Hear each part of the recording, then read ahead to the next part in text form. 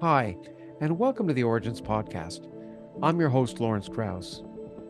I've had the pleasure and privilege of working with my friend and colleague, Nobel Prize winning physicist Frank Wilczek for almost 40 years on a wide variety of projects. I think we've written a dozen papers together that I like to think have had a significant impact on our respective fields. During that time, I've gotten to know Frank as one of truly the most remarkable intellects I know, having read a wide variety of areas of science. He's incredibly well read, incredibly creative, and I think certainly one of the dominant theoretical physicists of my own generation. I've wanted to have a deep dive with Frank about his own career in science, his perspectives of physics more generally for some time, and I'm glad we finally got to sit down and do that in the podcast you're about to hear. You can listen to it or watch it, in fact, ad-free on our Critical Mass Substack site.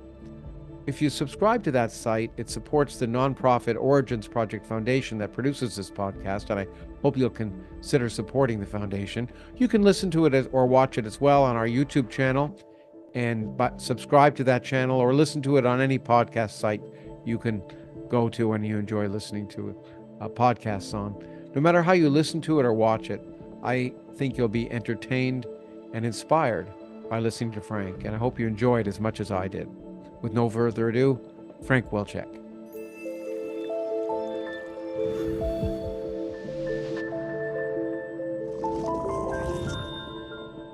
Well, Frank, it is a delight to finally have you on the podcast. It's so good to see you. I hope you're doing well. I'm doing very well. I'm happy to be here. It's been a moment. Well, good. Well, I'm here, and we're about to have. It looks my studio monitor follows me around, but you can see outside my place here. It's lovely. Yeah. It's the calm before the storm, because I'm told we're going to have 20 inches of snow in the next day, but we'll see. Oh, and rain. That'll be pretty. It'll be beautiful as long as you don't travel. Yeah, but we had snow last week. I was cross-country skiing, and now it's melted, so it's nice, but a fake spring. Anyway, it's nice. Maybe you'll come visit here someday. This is an interesting podcast for me to do, because I don't think I've known anyone as long as I've known you that I may have done the podcast with, or maybe a little longer, one or two people, but I was just counting it. So it's been 40 years. 40 My years. goodness. Yes. Yeah. And yeah. Wow. And I have to say, it's been a remarkable experience as a friend and colleague. I'm obviously one of the most remarkable intellects I've gotten to know, as well as people. And so there's a lot I want to talk about. And I'm hoping to learn new things about you as well. Yeah. I also noticed, I was trying to figure it out. I went to Inspire. We've written 11 papers together. Which yeah. Yeah, and some of them are very good. Yeah, some of them are very good. I'm very proud of a number of them, and we'll probably go into some of the physics that might be related to some of them, although I'll try not to focus on me, but you. But so I want to use this as a chance, obviously, for people to learn more about you and your work, but also for me to learn some better. And as you may or may not know, the Origins podcast is aptly named because I like to learn about people's origins, how they got to where they're going, and where they are, and the routes they took. That may be useful for people to learn about. It's certainly fascinating for me. Now, I want to go therefore back to your childhood. I know a little bit. You and I have talked about this in the past. Right. I want to talk about your parents, who I never got a chance to meet, which saddened me. I don't think I ever met your father, although I have a vague memory somewhere, but maybe not. Your father was influential to you in a sense. He was self-taught, and he was a repairman. So did he go to college or no? He didn't even finish high school the first go round, but then he got after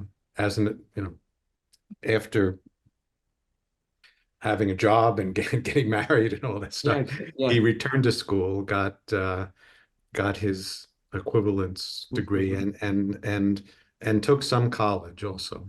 So yeah, So I don't think he got, well, I know he didn't get a degree from college, but he did uh, he did take a few classes and was able that were directed towards his career. So filling in the gaps, learning calculus and basic physics that had to do with his work as an electronics and technician and engineer. He was okay. He was a repairman or a technician. Did he Well, work he on? started as a repairman, but over the years he got pretty proficient and Mm. I think it's fair to say he was a practicing engineer. Did he And work on his own? Did he work in a company or did oh, he? he worked in a series of companies, right? Mm. So some of the early companies that pioneered printed circuits, actually, Oh, wow. Okay. he had a Now, role I in. seem to remember you telling me at one point that you both learned calculus together at the same time. Is that true or no? Yes, that's basically true. Yes, I I looked at the books he was bringing home, and Did you help him was with it? Or do I? he didn't no, he didn't appreciate that. That he didn't help me either. Okay, well, that's all right. That's good. Okay. He Um, let he let me look at the books, yeah, that's good. Well, and now I did asked, no, a few times he did help. I asked him about some problems I was stuck on, and he was able to guide me.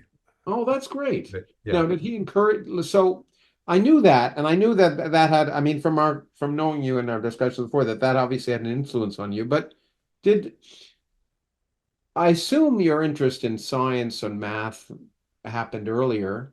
When did it Oh, first begin? I don't know when it began. It's always been part of my makeup, I think. Mm.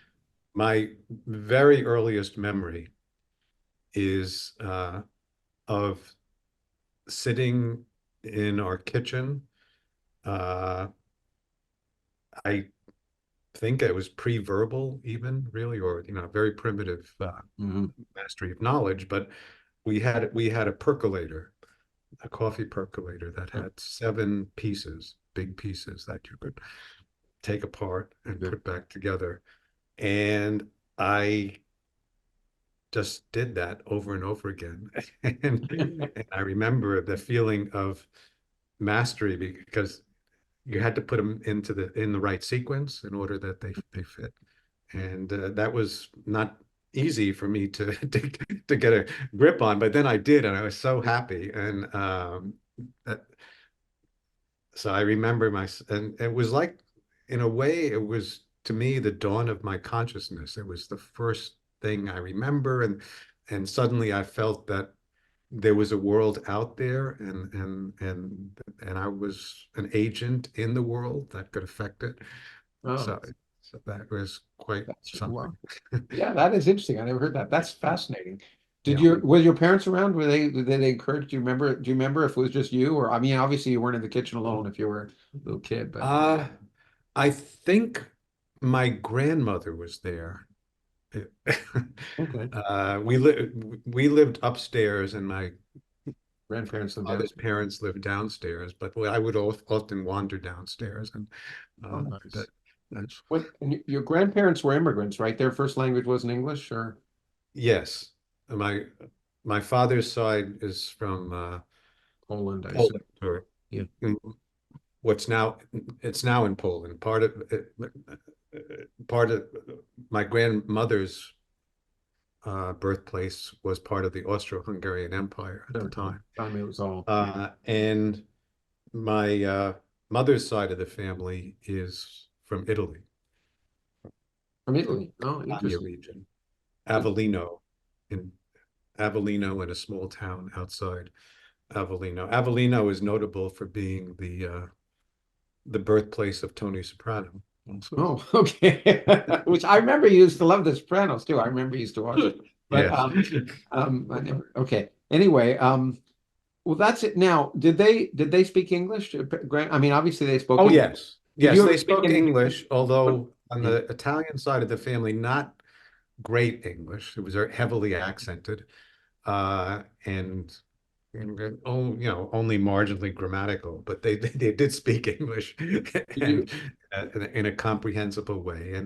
And my father's side of the family spoke quite well English. Yeah. So you didn't learn any, they didn't any Italian or no, no. no. At Yeah. home, we only spoke English. Okay, I was just wondering I'm about not that. sure whether my parents knew each other's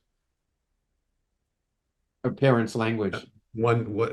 native language once removed. Uh, I don't think they did actually. So Okay. necessarily they communicated in English, but they were certainly Americans. They were not. But yeah, but did they speak their respective language to their own parents or no? They didn't speak Polish or Italian. Just wondering. A little bit, a Yeah. little bit, but I think,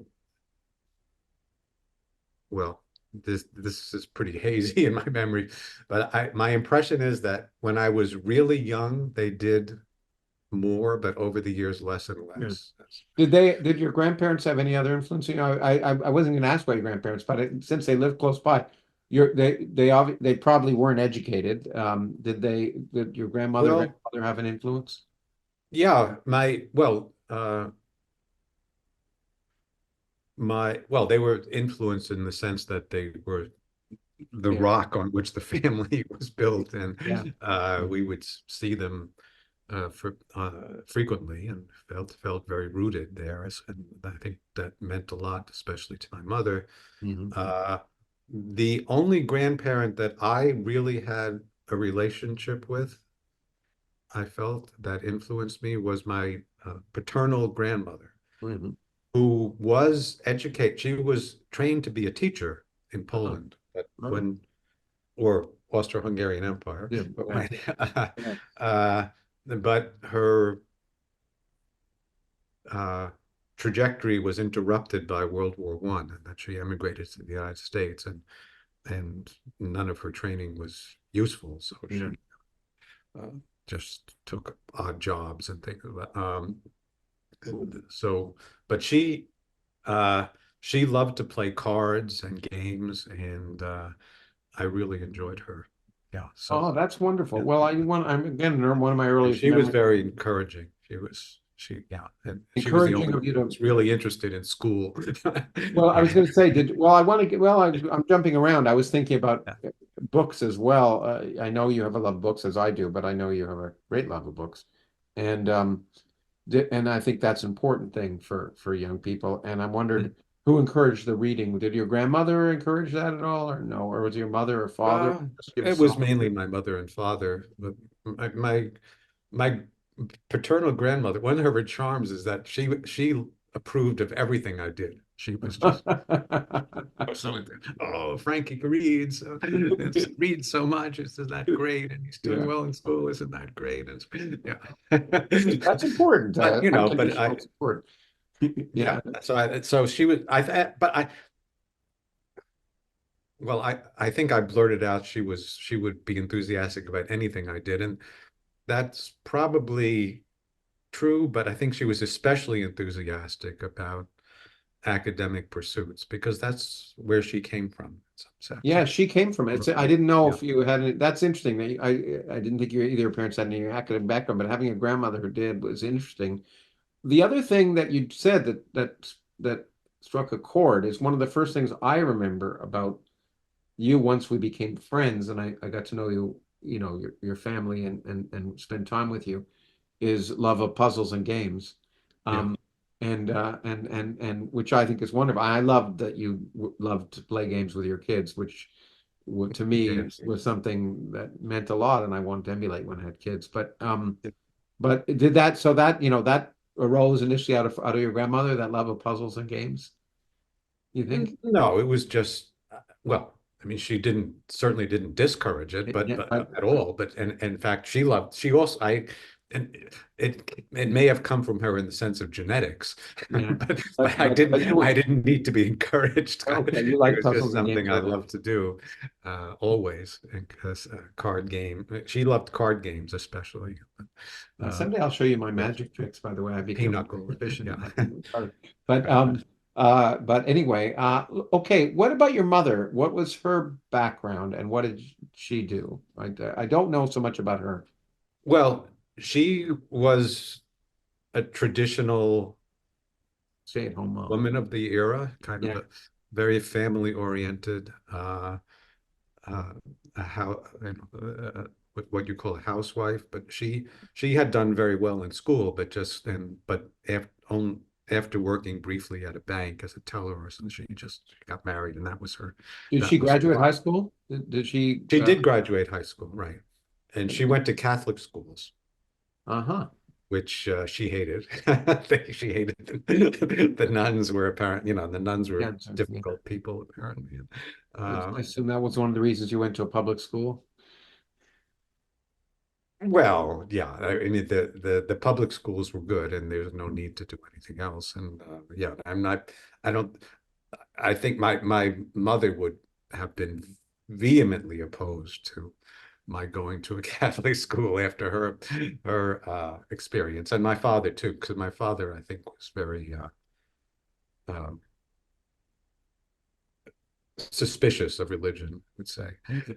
I Uh, don't want to dwell on religion, but was it at all religious house? Did you go to church ever, or maybe just Christmas, or did yes, yes, I went to church every week and catechism classes when up till the time when I was uh, on the borderlands of teenagedom. So, and I took it very, very seriously. And in the Catholic tradition, there are books and literature to study, and there's lots of structure and things to learn. And I was very into it. Another puzzle, I won a prize once, which was sort of like the percolator. It was a plastic altar with different pieces that you could take apart and put together. And I I liked that too. But the yeah, I took it very seriously, and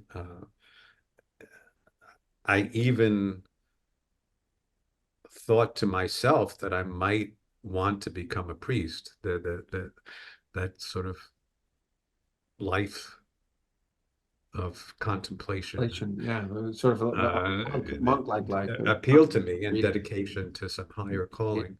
Uh, but as part of the initiation into Catholicism, well, there's baptism, Hmm. but that is now, for babies, infants who don't really understand, of course. Yeah. Uh, and then there's a confirmation process, which comes when you're in your early teens, Yeah. typically in my And case. like the bar mitzvah, but a Catholic version of it, sort of. It's like a bar mitzvah, exactly. It's very parallel to a bar mitzvah. And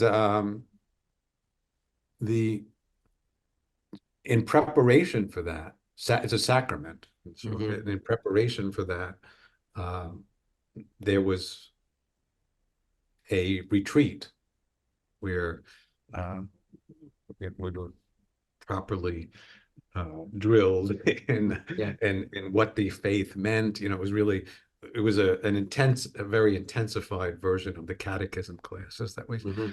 took once a week. And at, that's that's when my religiosity got most intense, because the it was a very intense exposure Hmm. to the faith. And uh, if you took it seriously, it's it's a very big deal. I mean, do you It's want to all consumed. go and be eternally punished, or do you Yeah. want to live Yeah. forever Yeah. in paradise? And um, but at that time, meanwhile, in parallel, I was learning about science Hmm. and being confronted with these two very different accounts of the way the world works was a kind of shattering experience. Take it really seriously, and then step back and just sort of get to assess it more at a distance and reflectively, with not immersed in this camp. I went sort of from the height of my religiosity to a complete collapse because it was a crisis. I realized that I couldn't reconcile these things. And I was very well aware of the apologetics and kind of the dodges, and so, but they didn't really. I didn't find them at all convincing. So, and what bothered me is not even so much the contradictions as just the lack of imagination and lack of any indication that this writings regarded as sacred were anything more than people who didn't know very much about the world trying to account for it in terms of the concepts they knew. I mean, there was no mention of atoms, no mention of dinosaurs, the big universe out there.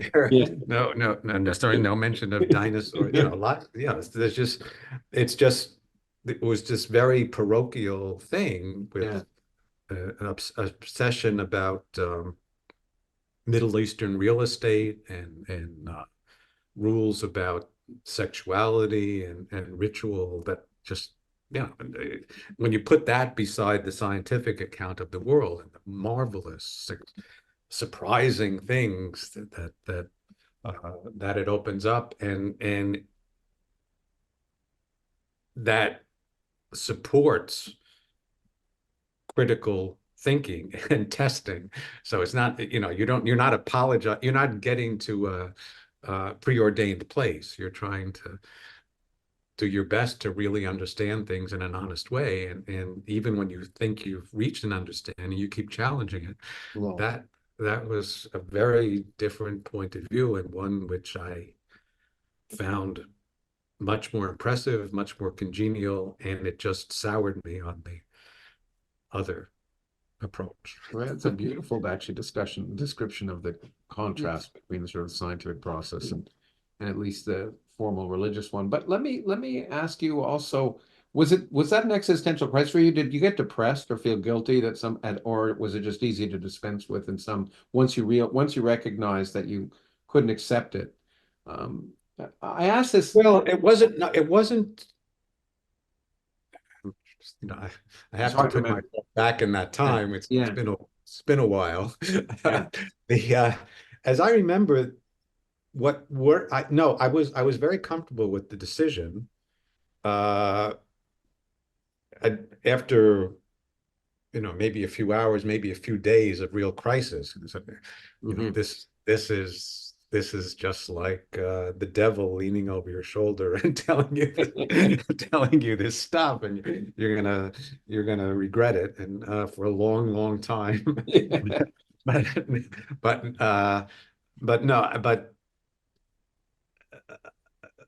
I got over that.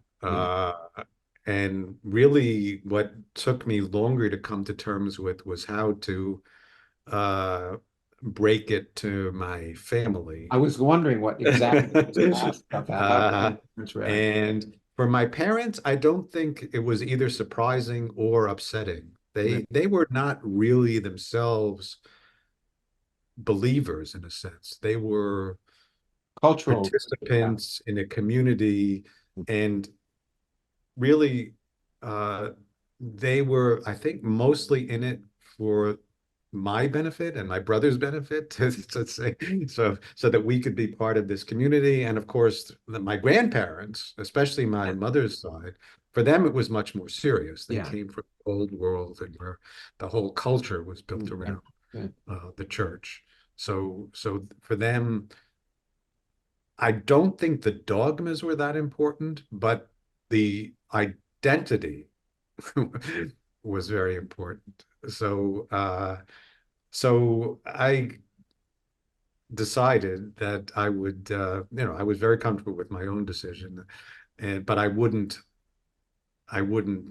advertise to them that I was no longer a believer, and I continued as appropriate to go to mass occasionally, not every week anymore, but maybe at Easter time, Sure. and on special occasions. Special high holidays, like I did as a Jew in some sense, until I stopped it after government. So, but I want to ask you one more question because our on the whole, was it a net positive because it encouraged thinking and reading and speculating and deep reflection, or a negative in the sense that I have a lot of friends and actually family who are Catholic, brought up Catholic, and a number of them are scarred from from the sense of guilt that it builds up, that you could so do you have any feelings one way or another, positive or negative, or For me, it was very positive, overwhelmingly positive, I think. Because it encouraged your thinking, or what, or why?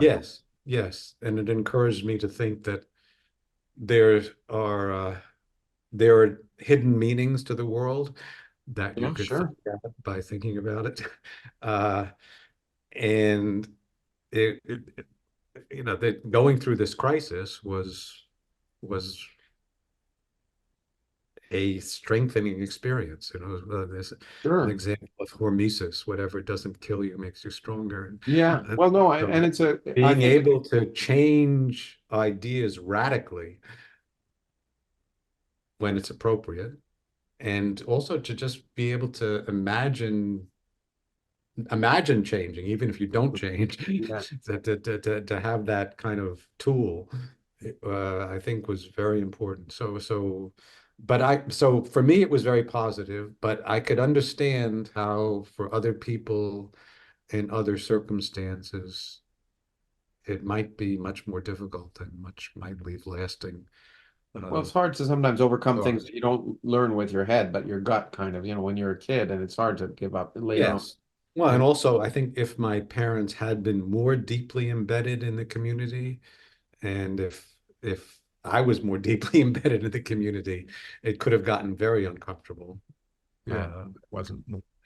But I was happy to maintain appearances. That was not. Sure. Well, yeah, you're not naturally from my experience, anyway, you're not the kind to provoke in personal situations. And that's a good thing. The experience you had, though, it hit me because I've said I've been recorded as saying, but it's true. I believe that one thing I hope for every student at university is that they have some idea that seems to be central to their being, proved to be wrong, because that's a foundational experience. It's a really important experience, and certainly it's a good preparation for being a scientist, but more generally in life, that to realize that you can be wrong about fundamental things opens your mind up. Yes, and also that you can change. Yeah, that you can change. Exactly. That goes with it. You can change your mind, and you don't always have to feel, and it's one of the things that I'm more worried about college students nowadays experiencing that, being confronted about things that they might be uncomfortable with, ideas they might be uncomfortable with, that would force them to change their mind. So it's a key part of education. Yeah. Well, the first thing is establishing a mind with this barrage of information from all dimensions, for all directions. I worry that people don't have a foundational core. It's an interesting point, because there's so much barrage now that we didn't have the internet. We didn't have. We were barraged by misinformation, but in a very directed way. Whether it was It was a finite amount. yeah, Right? yeah, exactly. A fine amount, and and it really made a difference, because you had sources you could trust and sources and you couldn't. But yeah, the last before I move on, and this has been actually it's fascinating for me at least. But the the love of books. Were there a lot of books in your house, No, or there were very few books in our house, but we lived pretty close to the public library, and uh, and uh, my father encouraged me to buy books. He uh, Oh, interesting. he would contribute 50% for books that he approved of. So those were basically technical books, which is what I wanted anyway. And there was a very good bookstore not far from our house. We had to take the car, but Yeah. it was a big bookstore with lots of Dover books. Oh, yeah. You know, the Dover publishers, Yeah, they sure. All the print a lot of scientific classics. And so I educated myself quite a lot on Dover books. well, that's good work. The education, And those are amazing. yeah, They're classics, classics, yeah. and cheap too, and not too expensive, which is another good thing. Right, Not right. like But they used to be very cheap. Now, Yeah. well, okay, I maybe in constant dollars, they're Yeah. still cheap, but yeah. Yeah, it used to be like $3 or $4 or $5. I mean, something like that, and it was yeah, they were accessible now. Um, a- and that's great that he encouraged that. The But also, I went to very good schools in retrospect. I mean, Yeah, in retrospect, yeah, I know your high school was a good public school. I assume your yeah, primary school was a good primary school. And yes, that we lived in a kind of the outskirts of New York City, so we were in the yeah, city limits, but barely. And at that time, it was a it was a excellent environment to learn. Uh, the the kids around me were basically had similar profiles. They were from the second or second generation or so, and strivers. You know, all they all wanted to do better than their parents, and and the teachers were very good and encouraging, and so that was well, you hit the question it was my very next well question. organized. Also, this Well, this the public school at that time, and big, so it was big. is that a good thing? Yeah, it was a very good thing because it enabled classes to be given at different levels and to cover a wide spectrum. Wow. Okay. Now, but you hit on one thing that I was just going to pick up on was other influences. Your brother is older than you, by the way? No, he's younger. Younger, He's so you're the oldest he's brother. passed away a few years ago. Yeah, I remember that. But he's younger. Okay, so you were the Yes. big brother.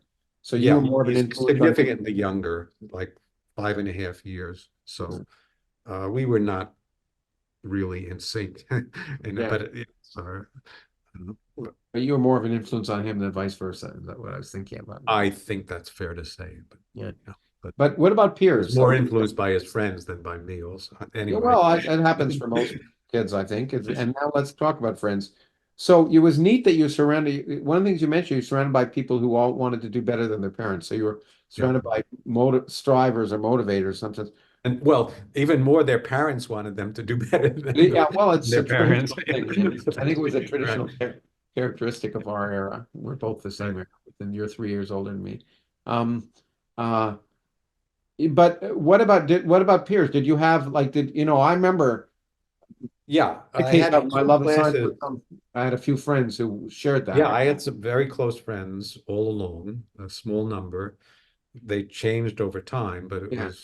I always had a nucleus of two or three friends through grade school and what's now called middle school, junior high at that. They were in two categories. One was kids from the neighborhood. So we lived in a small apartment in a village of small apartments. So there were Yeah. lots of kids, and Yeah. I spent probably most of my time outdoors every day playing with kids. Yeah. And so those and that was very influential in forming my identity, I would say, and my physical health. And so, but not so much intellectually. But then when the classes got more specialized and the schools got bigger, I made friends mostly in school, and those were people who were intellectually talented and ambitious, and influence in that way. We taught each other and interacted and competed, and Speaking of competition in that regard, it was just occurred to me to ask it. So, did you have friends who were better than you in some things, or were when you competed in either math or well, there were some people who were better than me at certain. Yeah, I had some weaknesses, not in math, but in languages. I was partly that I wasn't very interested in, but I was also blown away by how easily some people advanced in foreign languages. Music. Well, I was going to. You're anticipating me. I was going to get to music, but before we get to music, I I know how musically talented you are. I love music, and I love making music, but there were people much more talented than me. I learned. And also in chess. Somewhat surprisingly to myself, I would have thought I'd be really great at chess, but I'm pretty mediocre. Then, yeah, but so isolated things, but overall, I was, and there were certainly other students who took the classes much more seriously. In the business of getting good grades. So I wasn't quite at the top of my high school class. I think I was, if I remember correctly, 13th or 14th out of 1,000 and something. Now, partly that was because I had skipped grades. So but there were people who had a little bit higher grades, mostly because of the languages. but no, I did very well. I know you did very well. I just was like things like the Science Talent Search and we'll get there. The Regents exams and things like that. Yeah, well, I know. I was just thinking about. Do you have any of your friends? I've weird for me if I think back, the people I know from high school actually the only people I still know turned out to be scientists and in many ways academics. Any of your friends go on to be scientists or engineers or academics? Oh yeah, well, doctors. They're doctors, and to a very distinguished doctor. The person in the class and so there were quite a few eminent academics for a school of my size. I mean, for a single school, it's amazing. If you look up high school, if you look up Martin Van Buren and the list of distinguished alumni, you'll see it's pretty eye-popping. So we have another Nobel Prize winner, Alvin Roth, in economics, if you count economics as a Nobel Prize. But then Mario Savio, who was, according to my teachers, was at least as brilliant as me. Became leader of the free speech movement at Berkeley, and was kind of a tragic case. He was very gifted, but he was very politically committed, and people admired him. But the teachers admired him for that. But at the end of the day, he couldn't sort of balance these things and wound up keeping bar in Berkeley or something like that. There's a bunch I've looked at. We also had famous actors and actresses. These two actors I've noticed. Yeah, when I did my research. Yeah. So well, okay. So you were trying. So these, I mean, I think people get both in high school and university. I tell kids often, go to a school. It doesn't matter. You can get a good education at any university, but one of the things you might want to do is surround yourself with peers who are interested, rather and because that is influence. And certainly it was a factor of you in high school. But one of the things before we get to university, and we will get through all this in the first hour, and then we'll get to the physics. But I think it's actually, I think this is fascinating to learn about for people and the background.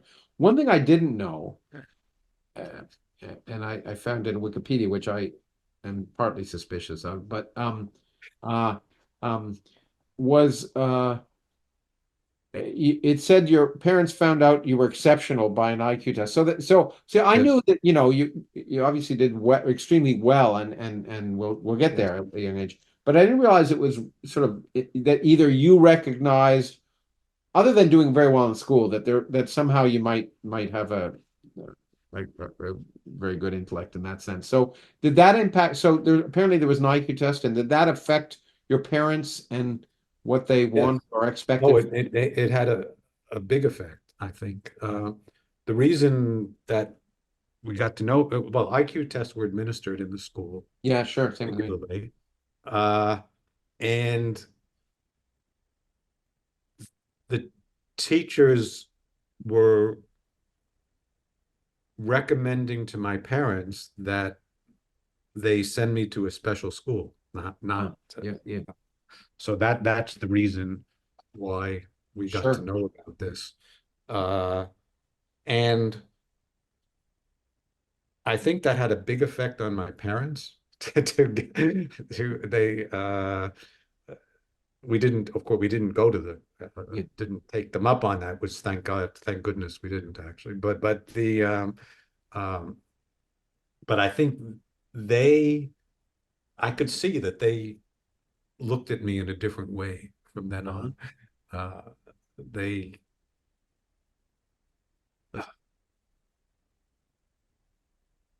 didn't give me so much grief, or well, that's the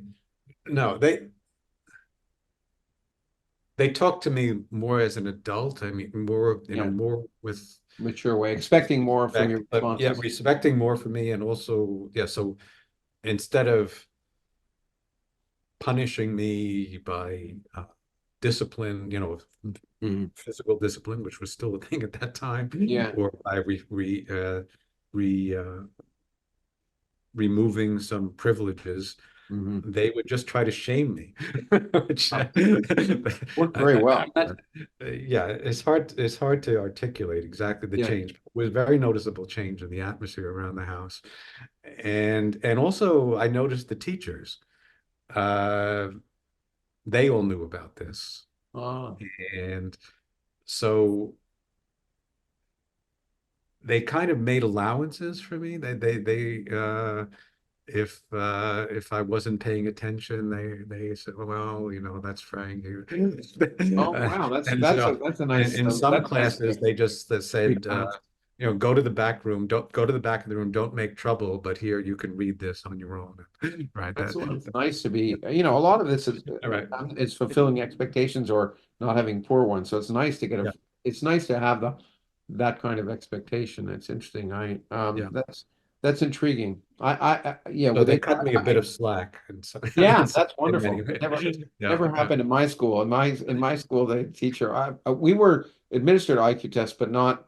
I don't think it was told what they were. And then one teacher felt I was just not working hard enough or doing well, and basically revealed to me the result of the IQ test, but more as a punishment, saying, "Look, you should be, anyway." But that's nice. Well, look, you did have you went to this great high school, Martin Van Buren High School, which was a great. The States has a history of some really good. At the time, it was a great school, right? It sadly declined. Of course, it's happened a lot. Coming back now, right? It's the U.S. has a history of really good suburban high schools. When I moved to Cleveland, Shaker Heights High School was another example. I remember when I taught at Yale, I had a lot of students from there. Good suburban high schools, lots of opportunities, lots, as you say, different classes. You did mention a physics teacher. Was that your Most influential teacher in high school? No, Physics teacher who no, my most hurt you? influential teacher was probably my math teacher, Mr. Ewan, who Mhm. just passed away recently. Uh, he was very challenging. He also he was very fond of puzzles and Yeah. bridge. Uh, So Natural for me. and very charismatic with with the kids Well, and that's with great for a we have a math certain teacher. class of kids. And Yeah. so that he was very and the other one who was influential, maybe it's hard to compare, maybe equally influential. And uh, I mean, probably the most influential, really, if you objectively evaluated it, were elementary school teachers. Yeah. Oh, yeah. Really They set are the ones who really, the yeah, I agree deep with you. directions. Yeah. But at a more technical level, I had uh, a, a, a for a brief period a uh, a teacher named Mr. Gottlieb, Hmm. who was actually became a pretty distinguished figure within the world of uh, pedagogy in science at that level. Uh, so I had him in a physics class, and he also liked to give sort of challenging problems, but uh, when I solved one, when I saw, I solved them. He said you're too advanced for this class, and I went to Oh, a different class that was for the kind of next level, which I really wasn't ready for, and that but so it was kind of going into the deep end of the pool, and yeah. uh, but and the teacher wasn't as good, frankly. Yeah. So he had a kind of influence too, and I kept in touch with him, and Is he the one who encouraged you to go to do the Westinghouse Science Talent Search? no, that was the second one. Well, both of Yeah, them both did. of them. Yeah, So yeah. now I want to ask about that because I have a number of colleagues who've done well in that over there, friends and colleagues who I know. I grew up in Canada. We didn't do that kind of stuff, but I've officiated. I've become a judge at 1 year or 2 years Oh, in uh-huh. that, and in its that and its successors. Um, I have mixed feelings about science uh, contact contests Yeah. and stuff. So I wanted to ask you about your experience there and what you think. Oh, I think it was very good for me. Yeah. And uh, it it was well, first of all, it's always nice to win prizes, and Well, I mean, yeah. there's a series of local, regional, and national, right? You have to win some things to get into the Well, national. at that time, I don't know if it's still quite the same. I should know, but there was a written exam and there was a project, and I think there were evaluations from teachers, and so a lot went into it. Ah, And then they announced 40 finalists who made the trip to Washington. So hmm. this was not a science fair. This was Yeah, a science talent, fairs I have it was very mixed feelings about, but this is science talent search. yeah, yeah. So Yeah, it's a very and different thing. so we flew to Washington, which was a great experience. It was really my first experience outside the family. Well, Yeah. not quite. No, I my first experience outside the family was going to a summer math camp the summer before, which was Okay. actually where I did the project.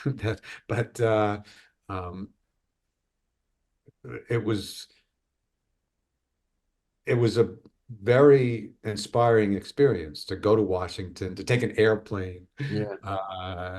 it's kind of on my own, and meet other students who were from all over the country with interests in science, and so some kind of demonstrated aptitude for it, and we're very interested to talk about it.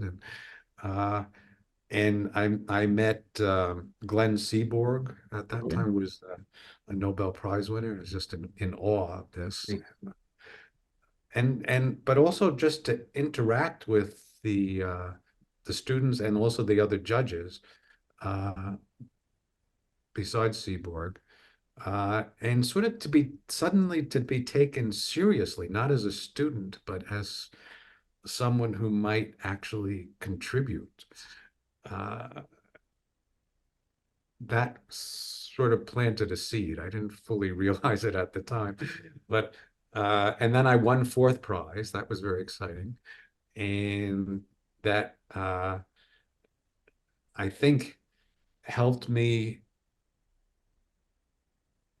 to well, it gave me a lot of confidence, and I think it also helped me to get into a special program at the University of Chicago. I was going to say, did it open doors for you? Did it also give you Yeah. scholarship money for the They university? gave me scholarship money, which was a little more than the Westinghouse Prize, but then they deducted the prize. The prize wound up not being. Oh no, no, I'm saying no. I expected the university gave scholarship money, but the Westinghouse gave you a scholarship. The Westinghouse Yeah, Prize it was $4,000 at that yeah, time. which at the time would have been a lot Yeah, of money. it was very meaningful to my family. Very meaningful. Made a difference for you. Would you have been able to go to a school, a private school like University of Chicago, without it, or financially? Do you know? Maybe you don't. Probably. My parents were ready to sacrifice for that.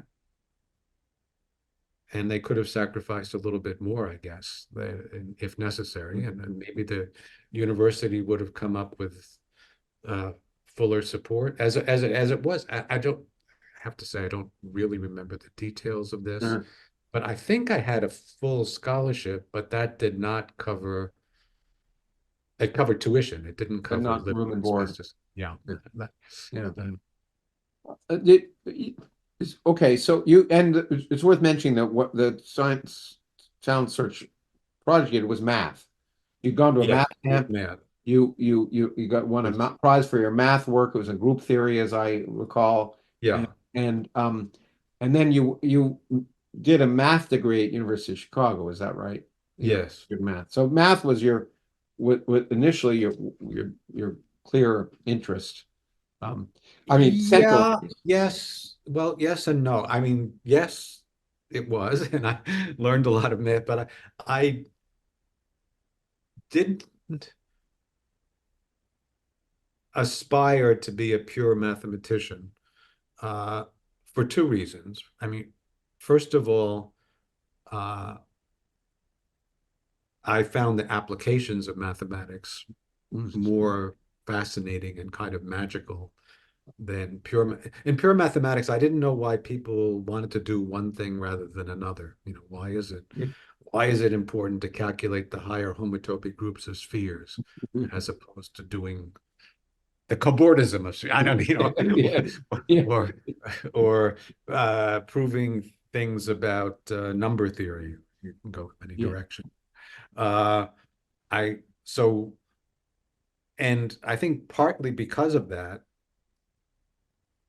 but not entirely because of that, I didn't have the talent for pure mathematics to really thrive in it the way I thought I could thrive in other directions. It's interesting. To really be good at it, you have to have superhuman talent or depending on how super it is, or tremendous dedication and kind of single-mindedness. It's tough. You have to actually prove things, and modern mathematics, you have to learn a lot if you want to get to the frontiers, and it's very specialized. And it wasn't the experience, that my book on Feynman, but I remember Feynman was thinking about doing math and asked what he could do, and they said, well, you could be an actuarial.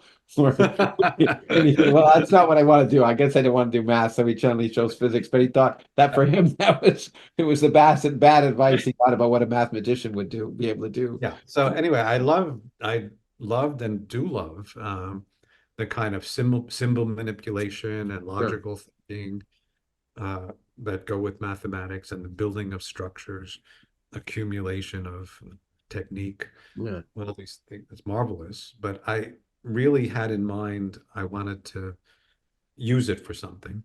Well, this is interesting to me, Frank, because you did a degree. Well, we'll get. I don't want to jump ahead to graduate school, but you did. It is interesting to me. You chose to go to graduate school in math, which is and generally the trajectory of that would be to become a mathematician. Yeah. So that you at least considered that as a reasonable trajectory early on. Well, yes, and I was kind of went to Princeton under false pretenses in retrospect. Uh, I really didn't want to do pure math, but I didn't know what I wanted to do. Oh, I see. And I wasn't prepared for anything else. So, Okay. so it was kind of the path of least resistance, Mhm. frankly. And Well, yeah, but let's the hold that things I thought. was seriously considering were, well, I was open to anything, but the things I was seriously considering in the sense of doing the necessary foundational work to be able to make a choice were physics. I was always interested in. Kind of mathematical logic, what would now be called computer science, Mm-hmm. and related to that in my mind, uh, neurobiology, trying to understand how minds work Mm-hmm. mathematically. Back. So those were the directions that I really wanted to explore. Even when I first went to college, that's Yeah, basically sure. things I wanted to explore. And if I had known more about chemistry, I might have wanted to learn chemistry. Would have been a very good thing, but that wasn't on the radar screen. So I thought of chemistry as, you know, Yeah. a chemistry set where you mix things up, and Yeah. actually uh, had an explosion with one of my early chemistry sets, and then I was banned from from my parents would absolutely not let me do chemistry. That's not an unfamiliar experience for some of us. Yeah, chemistry sets were easily accessible. But okay, I jumped ahead to Princeton, and we'll get back there. But there's two things I want to ask. Why did you choose University of Chicago? Or was it the scholarship, or was It it? was it was really the scholarship, and there, uh, it also, that was a very good school Yeah, it's a according to good school and all, but there were probably a bunch of good schools. But yeah, they were, but they offered a scholarship in a very special program. It's called University Scholars, yes. which was associated with great freedom.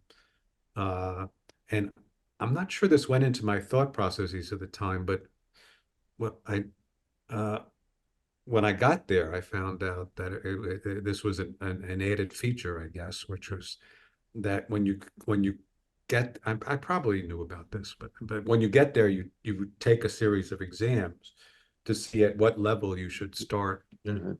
And basically, I could start as a sophomore, so that was With the advantageous. fact that Gave me, back me where I it was. gave me more freedom. I could so I had a Was it the Great Books program part of that at that time, or the Chicago Great Books? no, not as such. There was some lingering influence of the Great Books program. There was something called History of Western Civilization, which was a Mhm. required course, which was half your credits in the program I was in, was half your credits as a freshman. Uh-huh. So, uh, and that was kind of Great Books. I mean, Yeah, this yeah, sure. Yes. clearly influenced by the Great Books program, but it was not explicitly that. And was so it wasn't focused on a small number of ancient texts that you went into in great depth. It was this Hmm. Yeah. Okay. Well, look, although it did emphasize primary sources, but not to a maniacal extent, I would say. okay. Well, I know you'd like to take a break at each hour for a few minutes. So before we get there, last thing I want to ask, and then we could if you want, we could take a little bit break. Yeah, yeah, I know your watch is going to be in beeping. an hour, right? And yeah, but I've been aware of time. But one thing I didn't ask you, and one thing intrigues me, you skipped 2 grades at school. So you went to college when you were 15 or 16, 15, if I I can. had just turned 16 when I Yeah, arrived. because your birthday's in May, like mine. Yeah, so you just turned 16. Was that there's pros and cons of taking kids who are smart and putting them in, and moving them forward. Yeah. There are pros and cons, and there's social issues as well as intellectual ones. Yeah. For you, was that an issue when you look back that you might have I mean, going to college when you're 16 is is a challenge. And did you feel challenged in that way, socially or otherwise? Uh, well, looking back on it, I was socially backwards for sure. But but I did have experience in making friends. And, Yeah, school. and I made some friends in college who really helped me. I had a girlfriend who worked the poor lady really helped me to grow up and Yeah, I had to put up with a boyfriend who was still a child in many ways very childish yeah. uh, but that it was a good experience for me and prepared me for later life so I had a lot of catching up to do socially but my main focus was intellectual. Intellectual. But you didn't find that That's people noticed or and cared that you were so I younger. didn't what. You didn't find that people noticed or cared that you were younger or treated you any. No, I didn't look that. I mean, I was a little bit younger. I wasn't super young. Yeah, but between 16 and 18 isn't that huge, I guess. Yeah. I mean, it is huge, but it's I not. wasn't prepubescent or Yeah, anything. yeah, yeah. Not like 12 or At 13. Yeah. least on the cusp of puberty. Yeah, that's right. Okay, so so it was good for you, but you didn't find it a challenge and you're happy you went at a young No, age.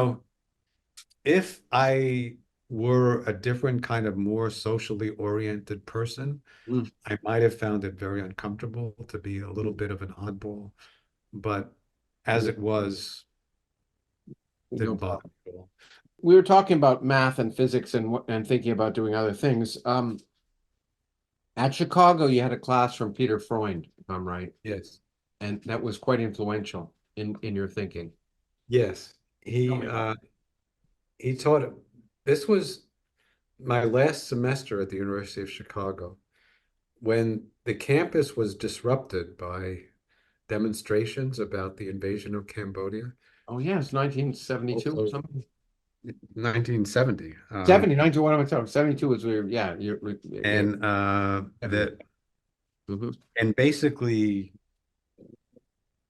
the regular classes were suspended, but some sort of went on uh, uh, because of the enthusiasm of the teachers and the students. And I don't remember the exact details, but it was a very special time. And uh,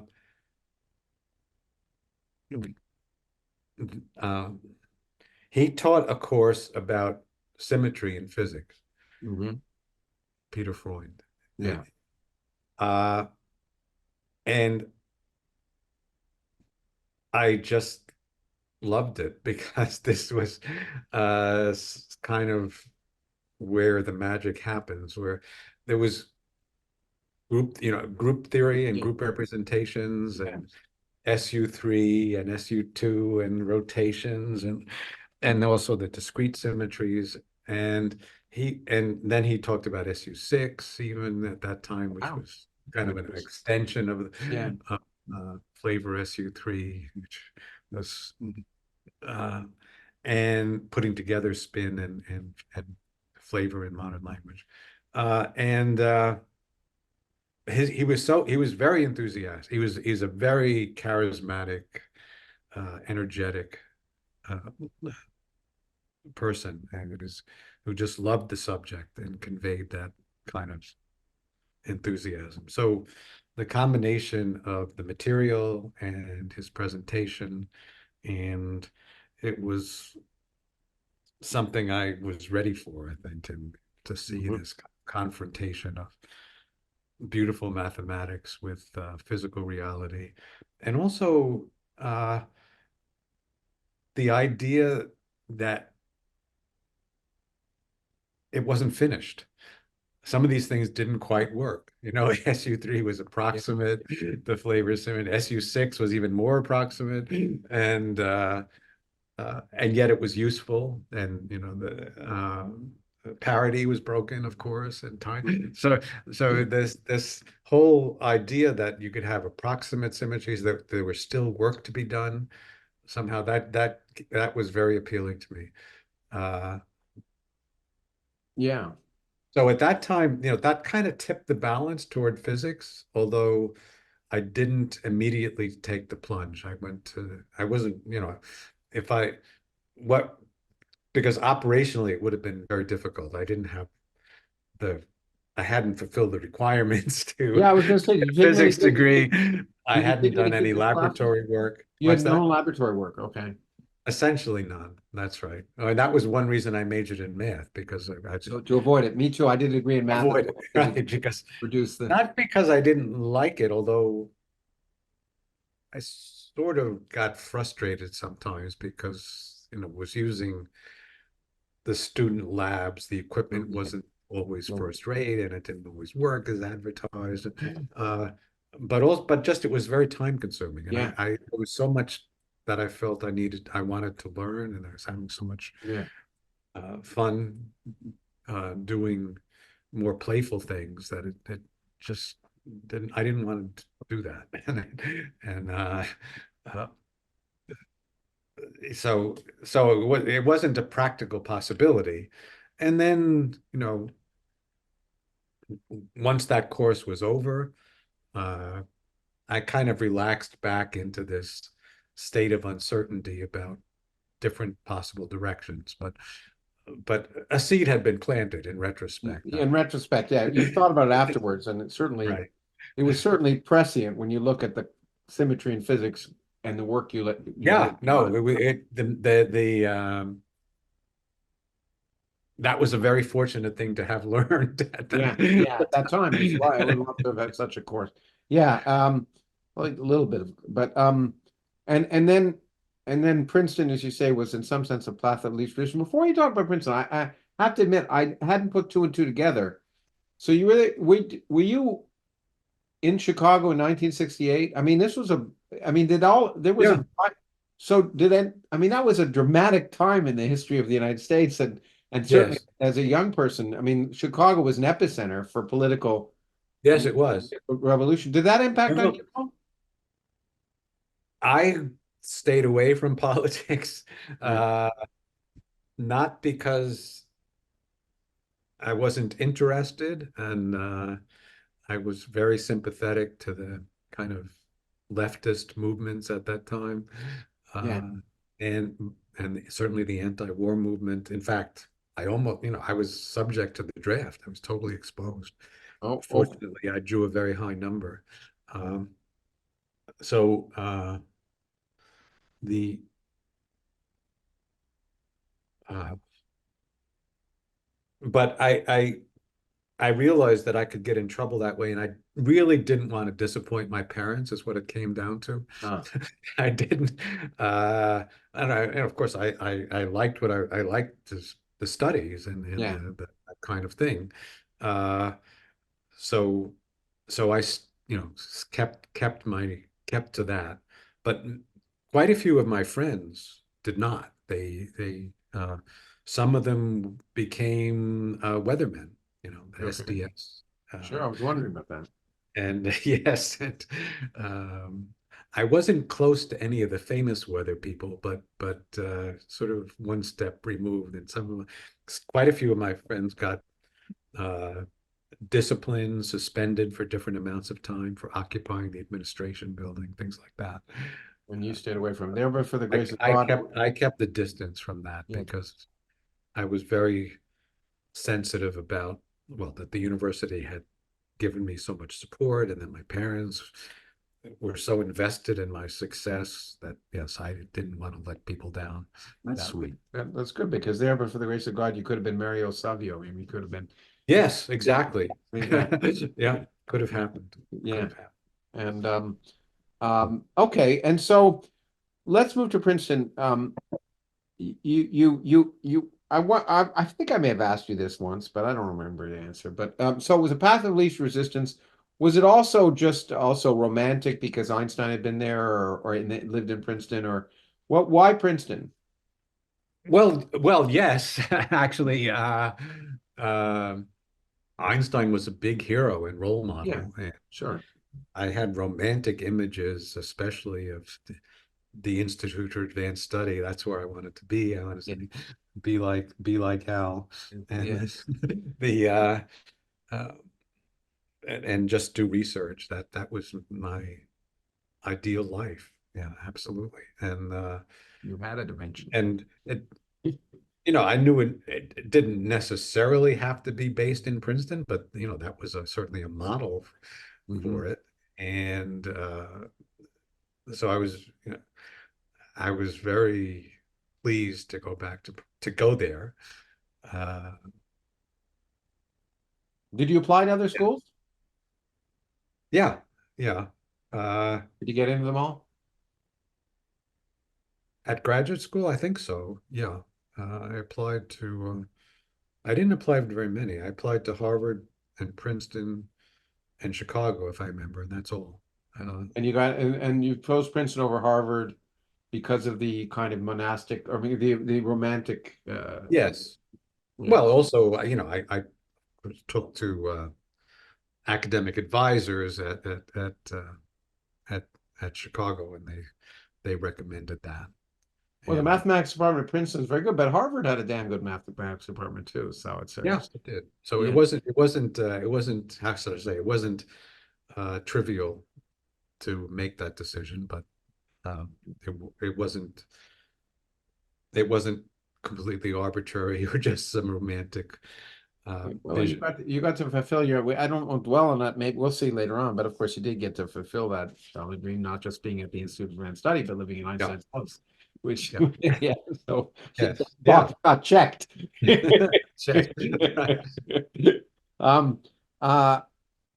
But you were there a year and a half before you switched to physics, and again, I think we've talked about this, but I'm intrigued. On the switch, what caused it? It was bubbling in your mind, but were there things that happened at Princeton in math or in physics that encouraged you to make the transition? Yeah, well, I spent a year and a half kind of in the wilderness. I really didn't know what I wanted to do, and it was becoming increasingly clear to me that I didn't want to do pure mathematics, although that was what I was expected to do. Yeah. It also became clear to me that that's what they expected me to do.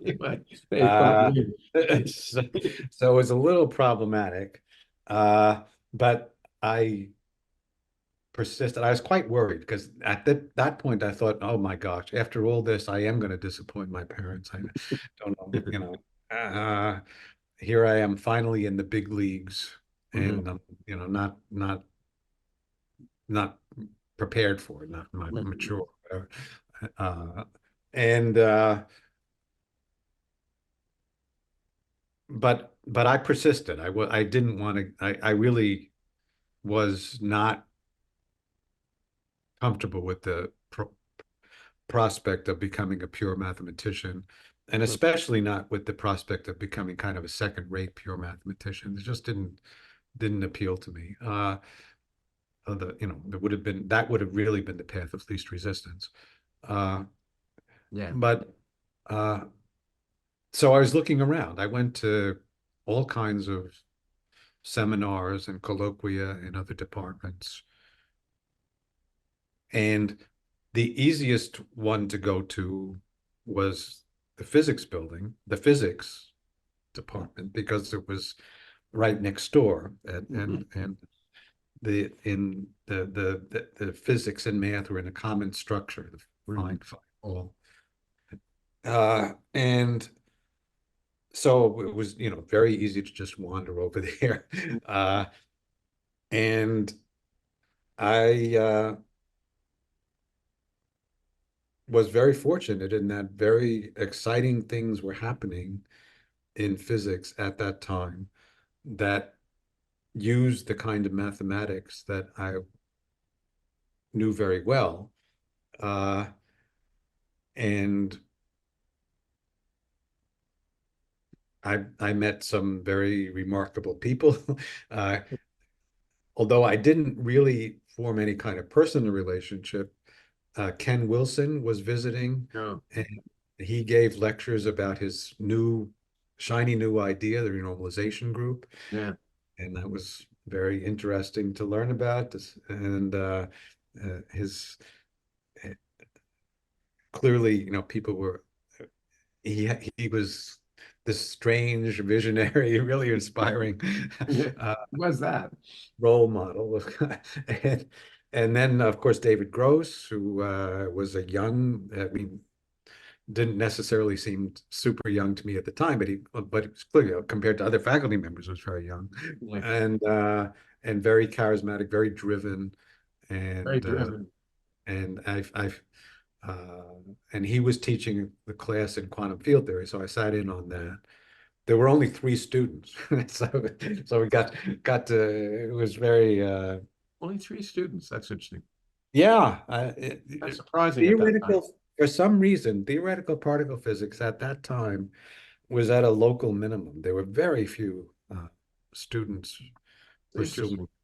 It It struck me as was, very there was odd. In it was retrospect. yeah, well, it past a period of flailing around, of not really, of a lot of confusion and not really know, but Yeah. yeah, which we can get But to. anyway, they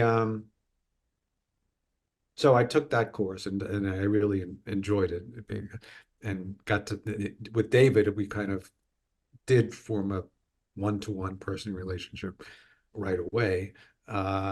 And he kind of took me under his wing. He was also the director of graduate studies, as it turned So out. that made it easy. So I was wondering how easy the transition was. That You had someone batting on you. that made it a lot easier. He could pull strings and make it possible. Um, so uh, so very exciting things were happening. I learned that from going to these seminars, that from that there was the renormalization group on the one hand, and then there was the whole gauge theory thing. This was the time when gauge theories that are now the standard model Yeah. of electroweak interactions were kind of maturing, or not.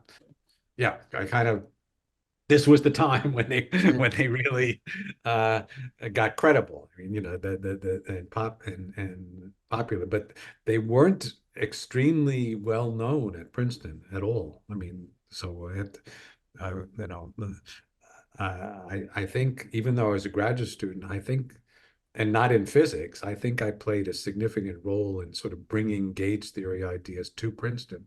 Really? Yes. And David surely was taken with that. yeah, David was, hyper aware of the frontiers of physics, but he had come from a different direction. He's a student of Geoffrey Chew and Yeah. S matrix and the string theory at that time, but then converted to quantum field theory. And yeah, he certainly was very on. He's a very quick study, as you know. So, so he was very aware of ideas of gauge. As I remember it, I may be wrong about this, but I don't think he was so comfortable with large groups, where large means, you know, 3? even SU3. He certainly knew what it was. Yeah. Some level, but I think he was still a little uncomfortable with that. He was very reassured. Let me put it this way: he was very reassured that he had a student who really knew the group theory stuff, and yeah. And anyway, so though they were it was clearly this was a very promising thing for me to get into. I felt that it was. Did he encourage you? Did he, saying as a student, did he encourage you to make, I mean, sometimes you need absolutely. a person to make the transition. It's not so easy to jump department. So he encouraged you to say, you really should be in physics instead of math, or no? Did he ever say that to you? Yeah. Well, I'm pretty sure I suggested it first, but he took it up with great enthusiasm, and yeah. Now, and didn't let me. Let me put it this way: he didn't let me backtrack. He's not the type. He made it very difficult for me to backtrack. Right now, before we get on to the work itself, I'm intrigued because you hadn't taken a lot of physics courses. some departments would be bureaucratic and say, well, if you're going to change, you have to. Well, I think that I'm Princeton, like MIT, where I was, they have these qualifying exams, so presumably you Yeah, have to do them. So do you have I to did. take any additional courses, any undergraduate courses, or any graduate? No, there were no course requirements. There were lab requirements, but they were waived. Oh, they were waiting for you. Okay. They had a special thing for people coming from other departments where you could do that. And this was, I think, another example of David pulling strings somehow. Yeah. So we had to take the exams, and I really wasn't prepared for that. Yeah, I would have thought. And there were two parts. There was prelims and the Yeah. general exam. Same at MIT. I wanted to do them both right away. Mhm. And so I sat for them. It must have been in the spring of 1972. And I passed the prelims, Mhm. but I actually the generals were more kind of substantial problems that required more background. Yeah. So this was a dramatic event. There were some people who remember to this day. Mhm. I sat down and looked at the exam for a while, and then closed the book and walked out. And so I did that the next fall.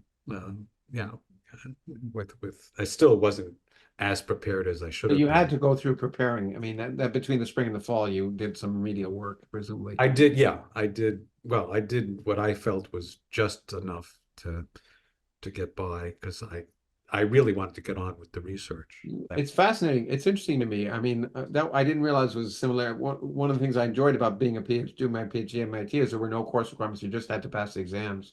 Yeah. And and I took a gamble and did them after my first term, but it was a big, anyway, worked out. But then I didn't have a day anyway. And then I flailed around for a bunch of years after that. But that's great that you were able to do that without taking the courses, just teaching Yeah. yourself. Well, I had even in high school, I had read the Feynman lectures as they came Yeah. out. Okay. And well, in retrospect, I clearly didn't understand everything, but I thought I understood quite a lot from that. Yeah. And I did. I mean, I had at least a kind of general orientation of what physics was about. And I had taken a few courses, not just the Peter Freund course we talked about, but I took the freshman physics course, which at Chicago was quite advanced. Yeah.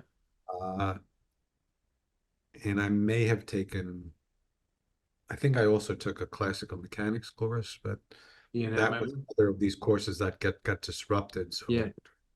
You take an electromagnetism course as an undergraduate? no, I did not. I'm pretty sure I did. No. The course is the basis of gauge theory. But in as I said, in the freshman physics class was really advanced for that. There were different versions of it, but the version that was the kind of for serious science students was quite. So we used Purcell's book. Oh, okay, great book in E&M. Electrodynamics. Yeah. So Purcell's and, great. I don't think the course covered the whole book, but I read the whole book.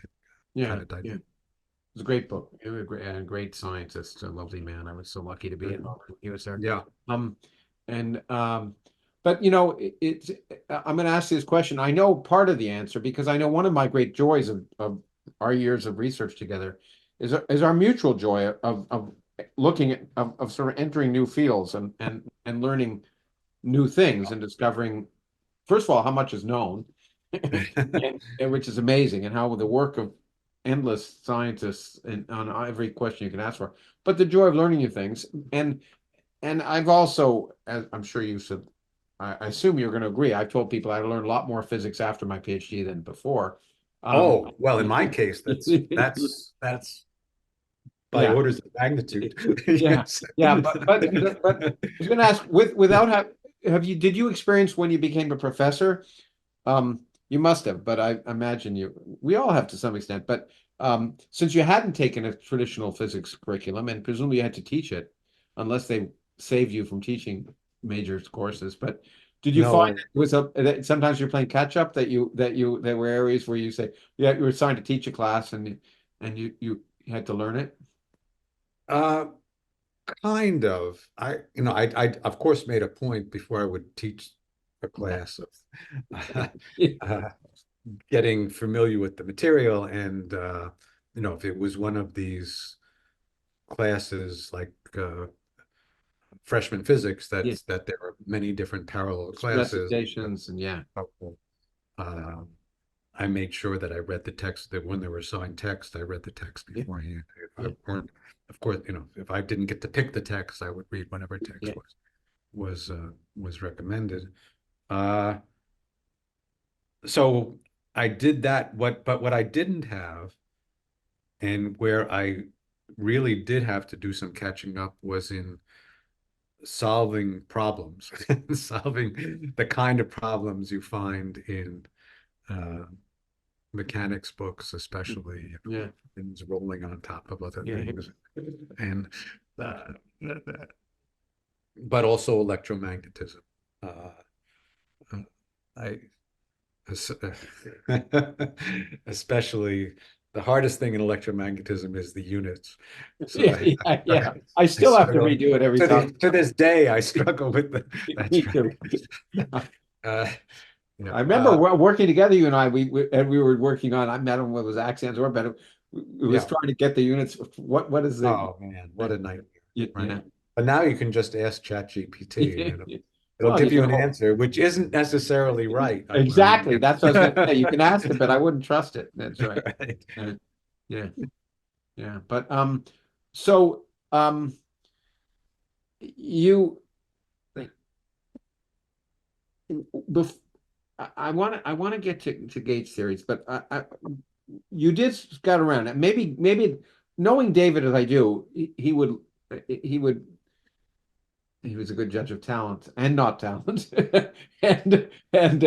but he probably said, okay, this is someone I want to grab. But part of, as you point out, it was a low point for theoretical particle physics, but somehow that's what you gravitated to. Did you? There were Phil Anderson, there were other great scientists at Bill wasn't there at the time. He wasn't there at the time, yeah. He was still Bell Labs, yeah. So maybe there was nuclear physics, I suppose. But were there other? Why particle physics? Because of the it was not particle physics as such. It was this renormalization group and Gates. It was the mathematics of particle physics. It was the mathematics of, and of course, relativistic quantum field theory. Yeah. That was, my education was very top heavy in that sense. I learned in considerable depth relativistic quantum field theory, but my knowledge of classical electromagnetism and maybe even quantum mechanics himself. Yeah. And quantum mechanics, that's true. Yeah. So, quantum mechanics in the sense of the elementary parts and the experimental basis in atomic physics, I was pretty shaky, although, how should I say, being very comfortable with linear algebra and group theory goes a long way there, and functional analysis, which things I didn't know very well. But so I was able to master the equations very, very quickly and soon. I read Dirac's book and really devoured it. But the process of mapping those equations onto phenomena, I had to pick up over time. And I was totally ignorant of condensed matter physics at first, so I had to pick that up. Did you ever teach a statistical mechanics class when you were later on? No, I don't think so. Okay, yeah. And you never took it, I assume. I never took it. No. Okay. Obviously, it's important, and it's one of those areas of physics that I was forced. Oh, actually, no. I did have an undergraduate class from Friedrich Reif at Chicago. No, I'm sorry, from S. Courtney Wright on Reif's book. But it didn't go very deep. Yeah, and it's one of those areas that's important. You don't realize it until later, and you're forced to do it, and don't wonder why you're doing it, and then it's essential to so much. Well, okay, so now you said something which intrigues me, because David said something else a number of times publicly and also to me, that David had sort of converted, or we know he was Jeff Chu's student, and which was, and Berkeley was the string Yeah. theory at the time. And you said he sort of had converted he would talk quantum field theory and had converted to it, but David's words, and one never knows after the fact, of course, what's a recovered memory and what's real. But was that one of the reasons he was working on what he was working on was to destroy quantum field theory? Yes. Oh, yes. He was very. No, Yeah, that's it true. wasn't he was converted. He was convinced that the last remaining stumbling block to having a theory that made sense was to prove that if you Yeah. wish, non-abelian gauge theories weren't that weren't asymptotically Well, free. that would have been the last. He had a program of Yeah. showing that it was impossible to realize the experimental observations, like technically Bjorkane scaling, Yeah. within quantum field theory. Yeah, so he was convinced it was wrong. Yeah. And so so he wanted to, he still, I mean, he always wanted to be a revolutionary, and that was clear. And yeah, but part of that process was he was taking quantum field theory very, very seriously. yeah, he was he devour, he's an Yeah. intellect who tends to pounce on things and Yeah. go deep. And so the idea was to take it serious enough to prove that it didn't work, and Right. take it serious. And But also some things did work. Maybe maybe the full apparatus of quantum field theory somehow would fail, but it would fail in an interesting way, because there was clearly something correct about the parton model. Yeah. That was inspired by quantum field theory. There's clearly a lot correct about quantum electrodynamics. I was going to say quantum electrodynamics is pretty good. Yes. It's Right. the best theory we still have, I guess, in a way, or at least the most precise. Yeah. So you're right. There was clearly obviously you wouldn't do quantum field theory. It hadn't been built on success after success. It was the string group was a small, contingent. I mean, the bulk of the field was based on quantum field theory, and all the most of the people in particle physics were focused on that as Well, no, in the string yeah, well, I mean, clearly in the electroweak domain, yeah, that was quantum field theory for sure. And the, it was the strong glorious interaction. time for that. Yeah.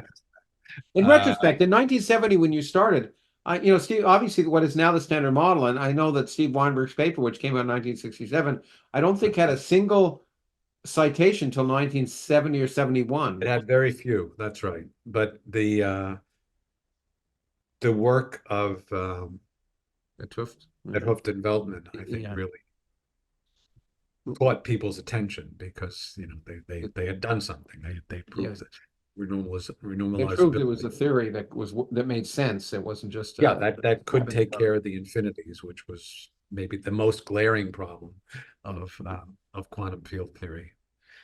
But Maybe even more severe than the lack of Bjorkane scaling.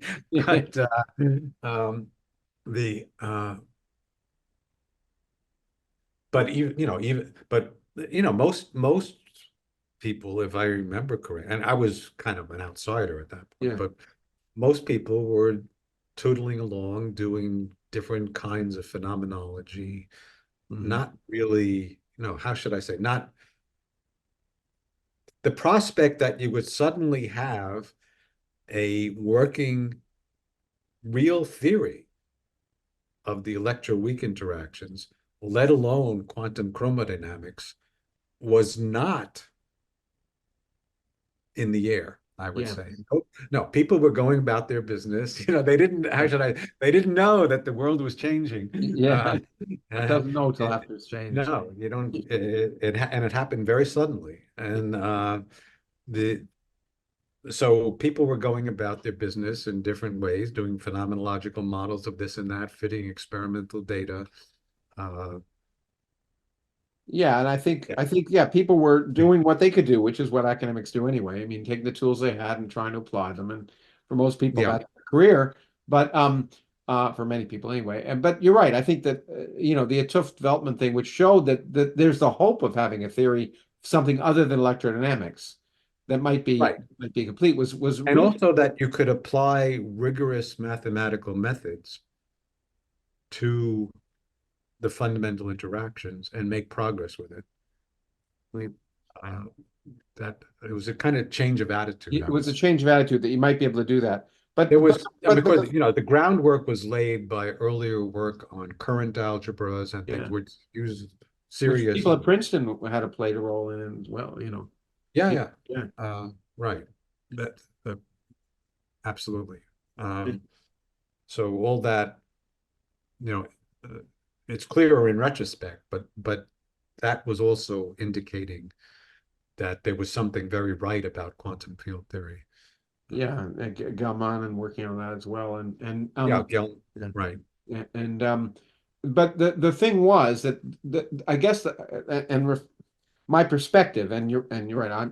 I was just beginning an undergraduate then, but in retrospect was that the new work demonstrated there was hope that quantum field theory might, from fundamental principles, you might be able to extract things in areas other than electrodynamics. But the one area that looked hopeless was the strong interaction. Exactly. Right. I think it was the dedication of Fine-Hall in 1970. It was a new building, by the way. I mean, when I first went to Princeton as a prospective graduate student, it was kind of a sea of mud in this half-finished building. Anyway, at the dedication, Freeman Dyson gave a talk in which he said that the problem of the strong interaction wouldn't be solved for 100 years. It didn't. Yeah, it didn't. Yeah, it looked hopeless, and enough that people were looking at string theory and any other way you could try to do it. And yeah, well, it looked as if, well, a very reasonable expectation would have been that it would wind up something like the way nuclear physics is to this day, or molecular physics. So you'd have rough theories that correlated a lot of data and were very useful, but were not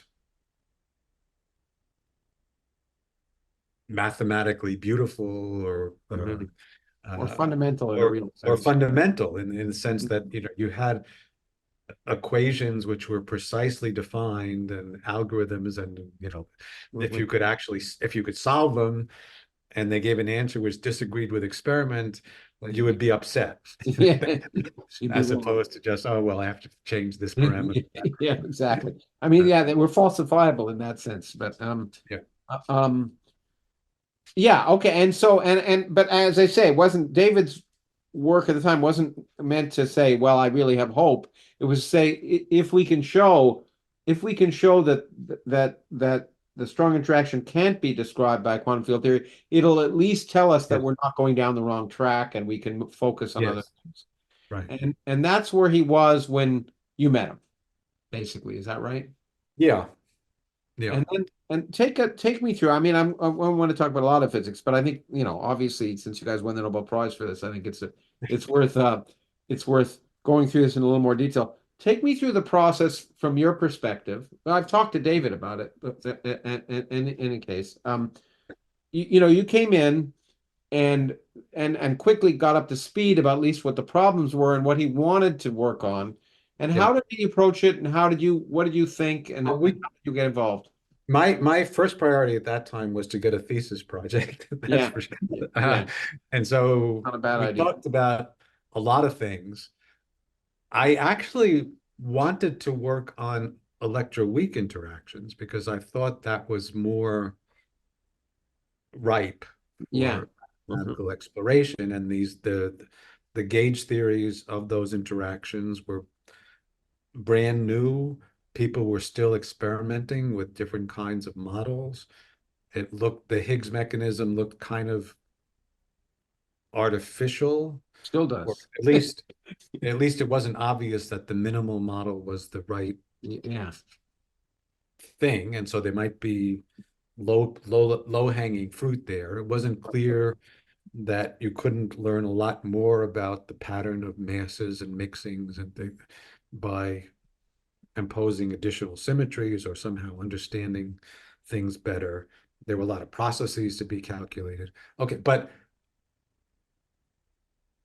given David's interests and also the fact that I attended these lectures by Wilson, and so we were sort of on the same wavelength there. I thought a very good problem would be to see if this problem of the Landau singularity, which was known to be a fundamental issue in quantum electrodynamics, whether that got solved within the context of electroweak theory. And you want to just explain to people what the Landau singularity is, with the force becomes strong. It's basically, to oversimplify quite a bit, it's the issue that if you calculate how the interactions behave at very short distances, you find that they get stronger and stronger, and kind of the equations break down. They become infinity equals infinity. Yeah. If you try to take the limit, and the size all the way to zero. Yeah. Which is kind of embarrassing because the starting point of the models is particles that are points. Yeah, exactly. Yeah, that's right. Local field theory, more technically, but basically particles that are points. So the interaction is formulated in terms of what happens when they're absolutely on top of each other. But that's precisely where the theory breaks down. So that's the issue of the Landau singularity. It takes a much more precise. Yeah, basically the idea that the theory couldn't be purely fundamental, because if you followed it to what you thought was its natural conclusion, you'd come up with mathematical nonsense. You come up with nonsense. It destroys itself. And that was known since Landau to be the situation in quantum electrodynamics. I mean, there were speculative ways out, but that was sort of on the face of it, the way things be. There was no simple, straightforward way out, which would have been that the couplings, in fact, don't get strong as you pick. Yeah. But anyway, so I just wanted to. So in the context of electroweak theory, that was an open problem. No one, the theories were new, and nobody had calculated the renormalization group properties. So I thought, oh, that would be a very good thing to do. And it fit beautifully with David's program of, showing that all theories had this Landau singularity in some form. Yeah. And so, so he was very, very encouraging about pursuing that particular thing. So with that. Okay. And then, but you were still thinking electroweak at the time, no? Or was he? Yeah, I was still thinking electroweak, but really I wasn't even thinking about, at that point, it was a mathematical problem. It was electroweak. How does the renormalization non-abelian gauge theory, and you're probably, yeah, how does it work in non-abelian gauge theories? How does it work? I think that's the type of yeah, and how does it work in this class of theories where the question hadn't been posed? And to just step back for the listeners, so the standard, the model of all quantum field theories is quantum electrodynamics, the theory of the quantum theory of electromagnetism, and it's there's the mathematical symmetry that's associated with it's of a type of theory called a gauge symmetry theory. It's the prototype of all of the modern physics theories for the most part, but yes, it's a particular type, and it's called abelian, and the weak interaction involved, and eventually the strong interaction involved, was something called a non-abelian. It's where carriers, like photons in the case of electromagnetism, themselves have a charge under their. That's right. And so So that basically, Mhm. in electrodynamics, there's one kind of charge, electric charge. It comes positive and negative, but there's one kind of charge. And in the electroweak theory, there were two kinds of charge. Uh, and instead of having one photon, you have three gauge bosons, and that W and Z bosons basically. And the thing is, they can change, and in addition to responding to charge, they can change one kind of charge into another. And so, because they have charge is conserved, if they can change one into the other, they themselves have to carry away the charges. And so they interact with each other too. And that's what makes it a different kind of theory. It makes it more complicated and more interesting. Yeah. Well, the equations look remarkably similar. They're not quite the same, and the physical difference is vast. Yeah. Yes, as eventually you guys showed, among other things. But okay, so you're there, interested in this Landau singularity and non-abelian, what we would call non-abelian gauge theories. What happened next between you and David?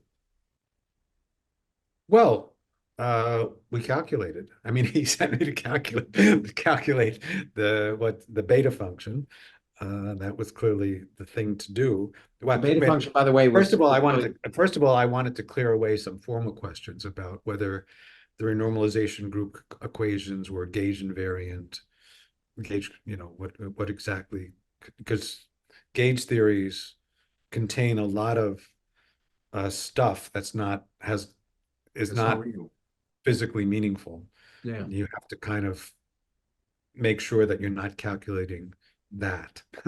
Yeah.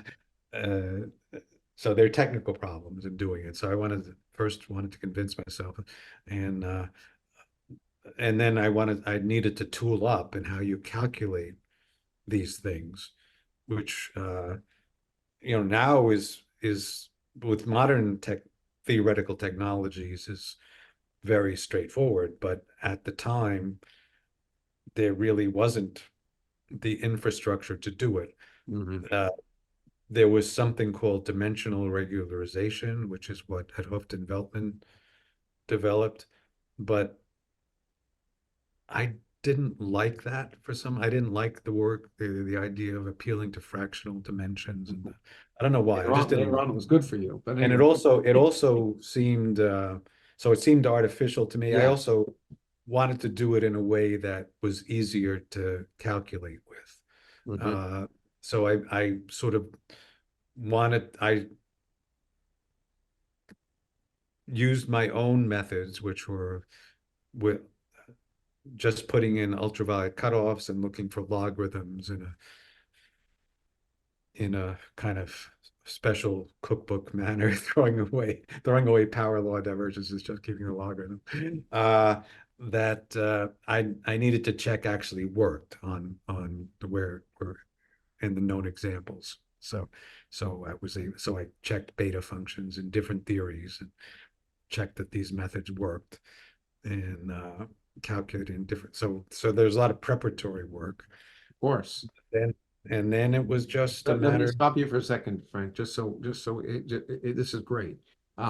Just so people realize the beta function is something that basically is the tool, the indicator to tell you how the theory looks when you go to very small distances, how things change and whether they get ridiculous or not, in a sense. Yeah, so it exactly could answer this question of the Landau singularity. Yeah, okay.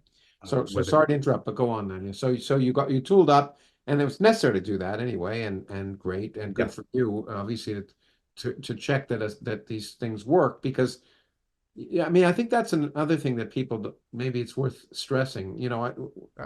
I do these things for a reason. I think sometimes it's to give people a sense of what science is really all about, as well as other things. And ideas are great, but as Feynman once said to me, at least he said it to me, he who can don't do nothing knows nothing. He later on said, if you can't do this, you don't understand it. But the heart of at least physics is to be able to calculate something, to actually be able to do something and compare it to, and to know that you're doing it. You have control of what you're doing, and you need the techniques, and that's where that's where the hard work often is. It's easy to have It sometimes is, yeah. So sometimes you can get by with concepts and minimal calculations, but even in that case, it's important to check that you're not kidding yourself. Yeah, exactly. By doing some calculation that might give an answer that would disprove what you're talking about. Yeah. Because otherwise, if you can't, how should I say, if you can't have a surprising consequence of what you're doing, so some calculation gives a specific answer or not. It could be a thought experiment, or it could be some kind of calculation. Anyway, whatever. But it's really important to work out examples of what you're talking about, because otherwise you're maybe not talking about anything. You just exactly. You might. So I'm sorry. Where were we? No. This is good. This is really useful. So we're talking about now that you convinced yourself you had something that wasn't meaningless and could potentially. Yeah, I had the tools. I had the tools. Then what happened next? I mean, who? Well, so did you? I should ask this, because I've never asked it. Did you do this independently, or did you go to David and say, "I don't understand this," or did he give? Oh, I was talking with David every day. Okay. It was. I wouldn't say it was a process of me asking for help, although that did occasionally happen. It was more that I was using some very unconventional methods, and he needed to be convinced. so that was kind of I had to show him different examples that it actually worked and reproduced known answers. That I could calculate in QED with different gauges and how should I calculate the renormalization in different ways by seeing how the charges of different things renormalize and things like that. Okay, yeah, so that's good. He was challenging you to. Yeah, he was challenging me. That's right. Yeah. He was very interested in the calculation, because although, for me, it was this kind of abstract question of Landau singularities. And for he as you mentioned, for him, it was part of his program of showing that quantum field theory could not describe the strong interaction, could not capture this phenomenon of Bjorkane scaling. Which was, and the phenomenon was that I was only, I had gone to Wilson's lectures and I talked to David. I picked up a certain amount by osmosis, but he was aware of operator product expansions, dispersion relations that give you some rules and all that stuff at a much deeper level than I was at that point. Although, I was a quick study too, but he knew that stuff. Yeah, and he knew the big issues, and you were focusing. Yeah, he knew he was coming at it from the point of view of the strong interaction. So I was coming at it from a much hazier kind of general. And let us say that again, I'm always wary of jargon, but so for people, Bjorkane scaling, which was really the result of an experiment, which seemed to suggest that somehow these objects inside protons, which might be quarks or might be something else, acted like they were weakly interacting in very small scales, and that seemed crazy because the strong interaction is named because it's a strong interaction.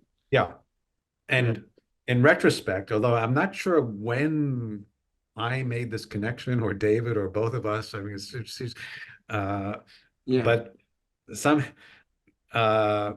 the idea that if you solve the Landau singularity, by God, the interaction would be weak, and that would be exactly that. Sort of just putting that two and two together. Well, I guess we knew it, but we didn't know we didn't know we knew it. If you know what often one doesn't think. Often one doesn't think seriously about these questions until one. Exactly.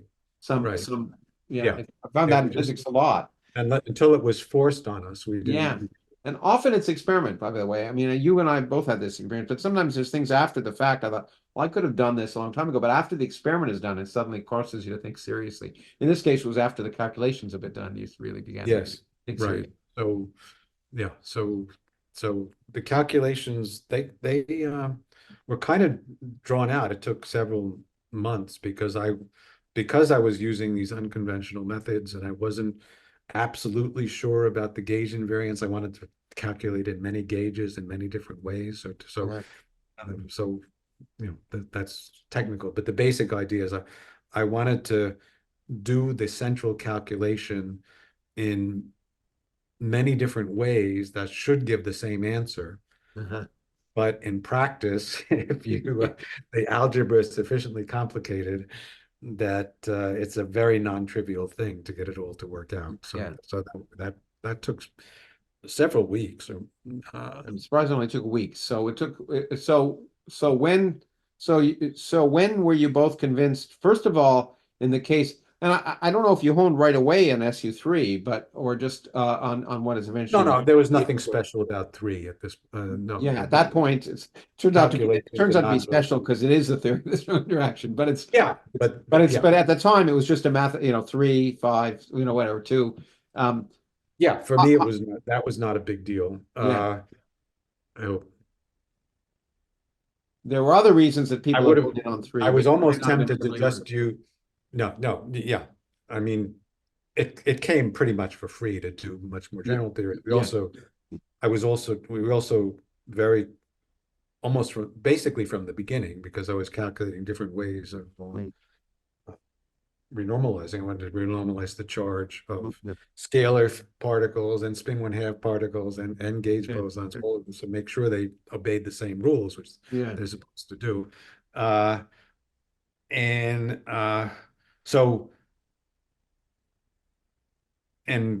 group theory was like my native language to me, so I was able to, it was not difficult to do things in full generality, and that paid off too. But so yeah, as I say, you probably weren't as focused as David was at the time, or other people, on why 3 might be the right. Why is 6. There are lots of phenomenological reasons that people have thought of some. No, as I said, I wasn't thinking about the strong interaction at all, really. So when did it happen? The moment where you convinced yourself and each other? Well, I had many different ways of calculating, and one by one I found the errors until everything agreed. So I knew I could have great faith that this was the answer, and it was gauge invariant because I calculated many gauges. But so we went to David and we went over it, and he was very skeptical about everything. I mean, challenged everything, but especially he was skeptical about the sign of the thing, because as you mentioned, he wanted to disprove the quantum field theory. That was, and he thought it was obvious that. Well, I don't want to slander him or put words in his mouth, but he would agree with that. I've talked. He clearly thought that the reasonable answer was that the interaction would get stronger, and you would have this Landau singularity. But the calculations were looking the opposite. So he kept saying, "Well, are you sure? Are you sure?" And we went through it. Did you ever get a positive sign and have to discover you made an error, or no? Did you guys? It's a natural question. I think I've asked. I'd like to say no. David would say yes. I had the sign. He tried to argue me out of it. He thought he had, but I just wanted to have, at some point just wanted to have peace, and okay. But there was a few days when we argued about it, or where it was unsettled, I would say, but but no, we certainly never approached going to the world with the wrong sign. I mean, that, no, Yeah. that, Okay, let me ask one question, and then I'm going to let you take another 3 or 4 minute break for the last whatever, however long we spend, to be less than an hour, up to it or equal to an hour. for the rest of my career. Yeah, no, it's the We've covered post. about 6 The rest months. of your, I know, but this is important. We're going to talk about the rest of physics after asymptotic freedom in the next hour. Well, we only spent an hour on this physics. We spent an Yeah. hour. But anyway, look, I think it's all interesting, and I hope people will too. But okay, so you have the sign. How long? I mean, you were a graduate student, from math. Did you? How long did it take for you to appreciate the significance of what you guys had? And maybe David did Well, immediately. Yeah. that's an interesting question. I have to answer it in 2 ways. At the level of abstraction, I said to myself and to David at the time, look, and it says in the papers that if you take quantum field theory and the phenomena at face value, this is the theory of the strong interaction. There's no real choice, and I said, and I thought that was absolutely clear. And I said to David, if this is correct, we'll get the Nobel Prize for it. And he said, yeah, it's not the kind of work you get a Nobel Prize for. So that's at one level. Then at another level, though, so I kind of at the level of physics on the ground, what it takes for a community to be converted to a new point of view, like what in terms of experiments being mounted, international conferences, talks, and what it means for a theory to be accepted and to be successful, that I didn't really get. I didn't have a feeling for what that would be like at all. The first kind of impression I got, which made a big impact on me, was kind of the first kind of conference I went to as a participant, as opposed to an observer, was a small thing at the Downingtown Inn in Connecticut, where Feynman was attending as kind of the superstar. But it was a small thing, maybe 50 people. And at the conclusion of that conference, he advertised our work. He said, yeah, you really got to check this. I mean, it's probably wrong, but but it makes a definite prediction for how the Bjorkane scaling should break down. Makes a definite prediction, and you gotta. So that's important to check. And so he was very skeptical, I would say, but very interested in. Well, that must have had a big impact on you. That Feynman. Oh yeah, it was. I was staggered, almost literally. Was David there too, or just you? What? Was David there too, or just you? Oh, David is not there. Tony Z was there with me. Yeah, but you were there alone. Okay. Well, okay, good. I mean, that's obviously a pivotal point, and it's interesting to hear. Well, it's not. It's amusing to me that I was going to say one isn't often aware of the implications of what one does one way or another till after the fact. But the fact that you thought, I'm not surprised, but I'm amused that you thought, well, this is the theory of the strong interaction. That's the way. I mean, I thought about it. That's the level I thought about it. But it partly shows how naive I was. I wasn't really a member of the physics community. I was this kind of, still wet behind the ears, basically a converted mathematics graduate student. Who knew this very small sliver of physics and had done something. But I didn't know how the community worked. I really was very naive about it and didn't know the scale of it or Well, it meant you still had great hopes when you mentioned you could win the Nobel Prize. That's sort of nice to know you were aspiring high earlier. But okay, now here's a question, Frank. Do you want to take a break for 3 or 4 minutes, or do you want to just continue? Okay, Frank, great. When we last spoke, and you were in a slightly different location, we had just completed the work that won you the Nobel Prize, and talking about that time, which was obviously an important time for you and for science. Yeah.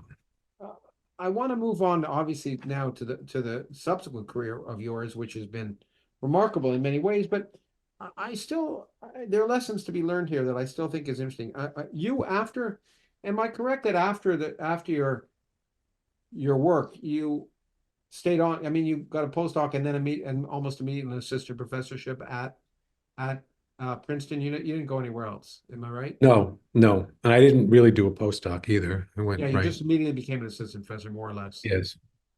And I have to ask you how that felt, in the sense that, I mean, it's not often that's the case. And you just done work which was, even maybe not immediately, but within a short time being appreciated as a pivotal development in particle physics. Yeah. And I'm wondering if it was difficult to adjust to that newfound I guess. Well, it wasn't a matter of adjustment. It was the only thing I knew. Yeah, it was the only thing you knew. So it's just right. I guess that's true. You knew life was normal. That's important. Yeah. So you never felt any issues of demand. I mean, whether you Well, really felt a compulsion, a pressure on you to keep at that level, and et cetera, et cetera. well, I certainly wanted to keep doing the best work I could, Yeah. and I I I also felt that now I was a physicist that the die was cast, and so I had a lot of catching up to do in terms of learning the whole of what it means to be a professional theoretical physicist, and being able to teach the courses that are expected that a theoretical physicist can teach, but also to exploit this discovery, and because it opened up quite a few new directions, as it really opened up early universe cosmology, because the thick veil of the strong interaction dissolved at very high temperatures. Yeah, it meant that high temperatures were suddenly and high energies were suddenly accessible, and that where one could talk before, now one could calculate, or at least argue certain things with confidence. Yeah, or at least with credibility. Yeah, so as we discussed earlier, the whole renaissance of quantum field theory, taken literally, not just seriously, but literally, was a new era. Yeah, and you can now apply it with credibility. Yeah, a whole new bunch of things that you couldn't before. It opened up a whole new. Now, it's not to say you left. I mean, you guys, I assume, I don't know the history, but I mean, there were substantive papers building on the asymptotic freedom work to compare it to experiments and do the kind of later on be essential, frankly, for winning the Nobel Prize, in the sense that you have to have experimental confirmation of these ideas. And so there were long papers that you and David wrote, and I assume they were after your thesis and after we wrote. Well, it was all happening at the same time. It was all the work was of a piece, but there was a letter and then 2 long papers, and of course, there was a lot in the paper besides in those papers besides the bare bones calculation, and proposing a theory of the strong interaction, drawing some obvious qualitative consequences, but most important, I think, calculating quantitative things about how the theory differed from a naive part-time model, which people were working with. So we wanted to um, make quantitative tests that were really characteristic of the theory, not be, because the theory was absolutely specific. You had definite equations, not easy to solve, but we had certain things we could get at, and we did a lot of calculation to exploit that opening. And we also, in those papers, we also explored theories that weren't theories of the strong interaction. We extended it to non-abelian gauge fields interacting with other quantum fields just as field theories. So things that later became important in thinking about unification and just the nature of quantum field theory. And so there's a lot in those early papers. Was able, and yeah, absolutely. we were given a great gift because this discovery was extremely highly leveraged, and we were in a position to use a lot of tools that had been developed now with concrete targets, as if people had long ago invented hammers, but now we had nails that we could use for something. And then so that was in the first wave of papers, but then in the next few years, there was the application to high energy, further experiments in high energy. I mean, one that I'm especially proud of is figuring out how the Higgs particle, which at that time was very hypothetical, would couple efficiently to ordinary matter. This through gluons that turn into quarks, heavy quarks that then turn into the Higgs particle. And that was many years later, that was actually the way it was finally produced. Whereas the ideas prior to that were not very practical of how you because you didn't have a theory of ordinary. Yeah, you didn't know, right. So the whole idea that you could use the first of all, that you could use protons as a source of gluons, that was the right way to think about what protons are in this context. And then secondly, that the higher order processes involving quantum loops, which people don't remember now, but prior to the early 70s, those were kind of really exotic things having to do with small radiative corrections in atomic physics, or not even ever measured corrections, futuristic corrections and weak interaction processes.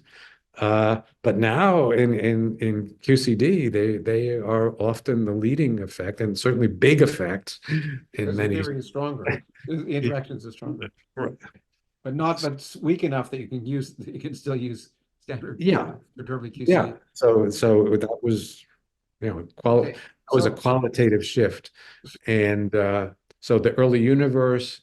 Well, I want to get to the early universe in a second, because I think, I want to, I think I want to point out that, it was important to follow up, and you guys didn't look a gift horse in the mouth, and that followed up and looked at the direct examples of how that could be used in the domain in which it was originally sort of thought of, as how can you use strong interactions, and to be fair, that was all that work laid the groundwork for what many years later would be the experimental ability to confirm the ideas enough so that a committee in Stockholm. Yeah, well, yes, the blessing and the curse of QCD from our point of view is that its predictions were very specific and very falsifiable. So So until the tests were really definitive, the Mm. Nobel Committee didn't want to Rightly so. Didn't want do to. something that was wrong, Yeah. something that was then proved to be incorrect. Yeah. Uh, That's an important part of it, what they and, worry about. But nonetheless, you and didn't want to. the tests became very easy when when the accelerators got to really high energy. Yeah. But for many years, they were kind of semi-quantitative. Yeah, because they were at the domain where you really, where the interactions weren't quite weak enough to Right. disentangle, and even and even probably certainly one of the important discoveries of charm Yeah. its quark was just in the domain where Right. yeah. It was very encouraging at a kind of semi-quantitative level. And that converted the theoretical community, I think, to I don't know, somewhere between just accepting the theory and taking it very, very seriously. Uh, but it didn't have, it didn't, it didn't fulfill the full potential of the theory or the full responsibility of the theory to really provide precise comparisons with data. It was supposed to be a unique theory that and it did make precise predictions. It's just they were difficult to test with the available energies. Yeah, eventually the energies Available computer technology. and now, Now it's a very different story now. as you pointed out, I think I'm pretty sure but in any case, now that it's well enough understood that important theory is now the background against which. Yeah, it's regarded. Yeah, so I lived to see this process, which was quite interesting and a little bit bittersweet to live through. But the tests of the theory in the early days, where the outcome was not completely assured, was a matter of great excitement to the community. So at big international conferences, you'd have sessions on testing QCD, and the plots would get better and better with time, and they seemed to be converging on the theory, and they got more and more quantitative, and also I should say not only the experiments but also the theory calculations got much better than what we did. We did basically one loop calculations, and now people routinely do 3 loop calculations, which are much more difficult, but necessary to. I mean, the theory supports that. So and it's important because you need to know the predictions well enough so that you can remove. And now I should say the same kind of activity that was so exciting, called testing QCD, is now done much better on both theory and experiment. But it has a much less glamorous aspect to it. It's called calculating backgrounds. People are absolutely convinced that that this is the theory, and you calculate with it very accurately, and it's regarded as a background to discovering new physics, something that's not already known. So far, the new physics hasn't really materialized very much. So it's exactly, but it's the way to do it. If you know the QCD prediction, you can look for a deviation. It's trusted well enough that a deviation would no longer be viewed as a suspicious test of the theory, but would rather be evidence for something new. Yes, and it's the discovery of the Higgs particle was especially remarkable in this way, because you could calculate based on QCD, if there was a Higgs particle of a given mass, what the signal would be, what the backgrounds would be. So how good the experiment had to be, and if you did see a deviation, what if what exactly it would look like if it was a Higgs particle. And without that, there would be it would have been hopeless. It would have been absolutely hopeless because the actual discovery of the Higgs particle, if you look at what the data was a little bit of an enhancement in a particular cross section of the invariant mass for two photon production. And it's not a very impressive statistical enhancement. And it's statistical. It's not any particular event, it's just there's more there than there might have been if it was just QCD. So that's and it's worth pointing out that not only has the theory become background, but the incredibly complex at the time calculations you performed. I know that having taught quantum field theory, gauge field theory a few times, I've given out as a homework assignment. Yeah, it's calculation because it's now a homework assignment. Right. Although if you ask the class to do all the calculations I did, do it in different gauges. Yeah, that's a different thing. Do it for the different definitions of the coupling, depending on. Then it would be at least a pretty respectable problem set. Okay, now, as I say, let's move beyond. So at Princeton, as you point out, it opened the way to a lot of new things, including the confident application of particle physics cosmology, and I want to say, that was from the point of view of a field, an area which you moved into, and the whole field moved into in some sense. I think it's fair to say Steve Weinberg had been thinking about this for a while, and now. So he was ready for it. He was ready for it. And I was ready for it because of Steve Weinberg.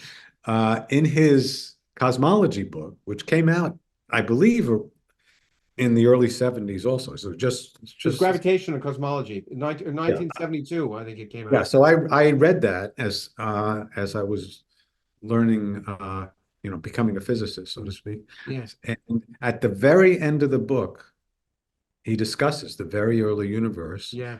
And how it's very uncertain to discuss the very early universe because of the strong interaction. And so I knew that part by heart. Then as now, I was always looking for opportunities. What is poorly understood, and I realized now we could do it. Well, exactly, and it was it began to feel. But there was another important development that I think spurred it. And which you were involved in. I think the first time I heard you lecture was associated with this particular thing. But I guess I want to ask another sort of sociological, psychological question like this. You are now an assistant professor, but I'm sure there must have been motivation for you. Look, you've done this great work with David Gross. Yeah. And you wanted to be, you certainly did. I'm sure at the time also felt like you didn't want to be seen as, a mere David Gross protege in that sense. No, that's right. To be seen as an independent scientist. So it's important to move out. And I don't know if that pushed you as well to look for different problems that were somewhat remote from the problems you're working on, to demonstrate you as an individual physicist and your. Well, yeah, that I'm sure wasn't absent from my altogether absent from my thought, but really my style was before asymptotic freedom, immediately afterwards, and all the way to today, to try to skim the cream off things and then move on. To go in, get a hit, and come back. I know exactly. I feel so when the going gets tough, the tough run away. That's what that's right. Well, one of the reasons we work well together is that we have that same attitude of let's go find the crux and then move on. Now, so the fact that the idea that I wanted to go really set out on my own. Well, my original interest, as I mentioned before, was the weak interaction. Yeah. So I moved into applications to the weak interaction and unification and cosmology. So that's sort of what I intended to do all along. The strong interaction as such was never my goal. That was kind of an unexpected gift, but I was just, looking for, looking for applications. And, another very valid thing to do was to try to use this tool to really understand the strong interaction. So to understand problems like confinement, Yeah. to do more accurate calculations, calculate at higher loops and so forth. I did dabble a little bit in trying to do non-perturbative calculations. In fact, lattice gauge theory. Yeah. Well, we'll get to lattice gauge theory because And I actually worked with that with Tony Z and Ed Witten. But it never got very far, largely for the very practical reason that the computing just wasn't there. Yeah. We had you had to go down with punch cards and put in something, and then they would give you error messages that the semicolon was in the wrong column, and 20 minutes later, and then you start all over again. And if you did get output, it would be at another building. That was a very different kind of experience. And so it got pretty old pretty fast. Okay. Well, now let's talk about the and yeah, I can imagine. But we'll talk about lattice gauge theory, which I think is really, and lattice QCD, and herald it maybe near the end.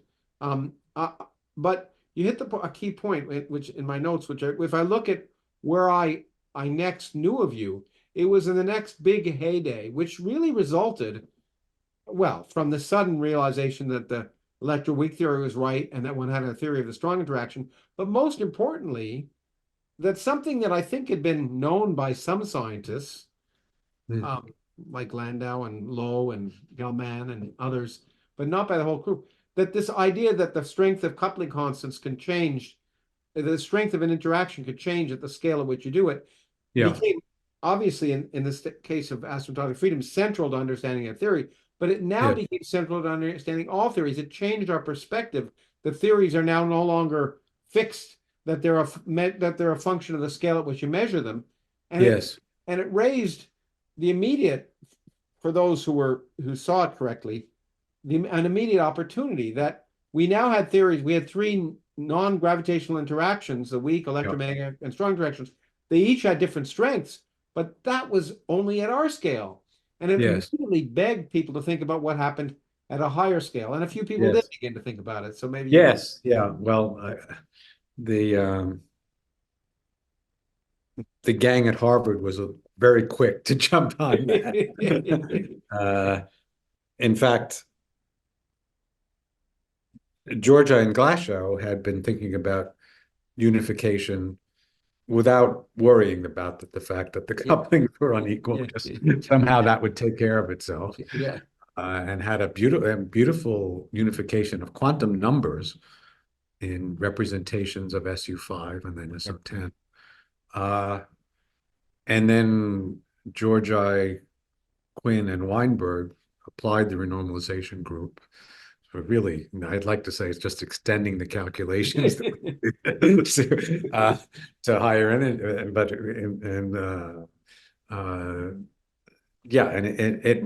it more or less works. At that time, it changed everything. I will say, as a graduate student at the time, because I was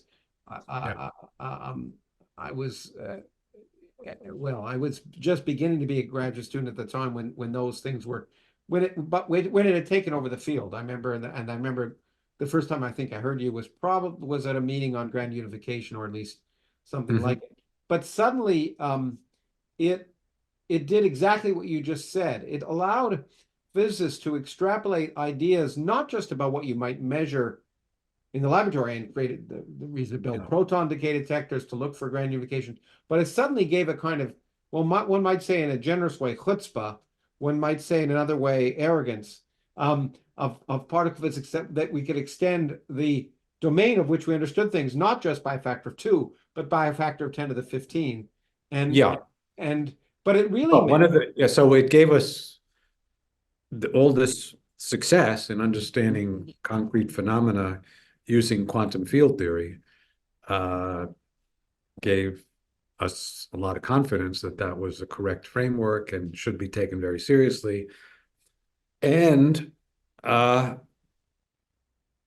if you do take it seriously, its problems, so to speak, arise only, well, technically logarithmically. So only when the energies get very, very large. So there was a lot of ground to where you could make applications. And suddenly Not you can only ask, that, but the changes, the logarithmic changes might actually be helpful, and that's the unification. absolutely, but they also allowed you to suddenly ask questions seriously that would have only been, well, that Weinberg would have talked about in principle before.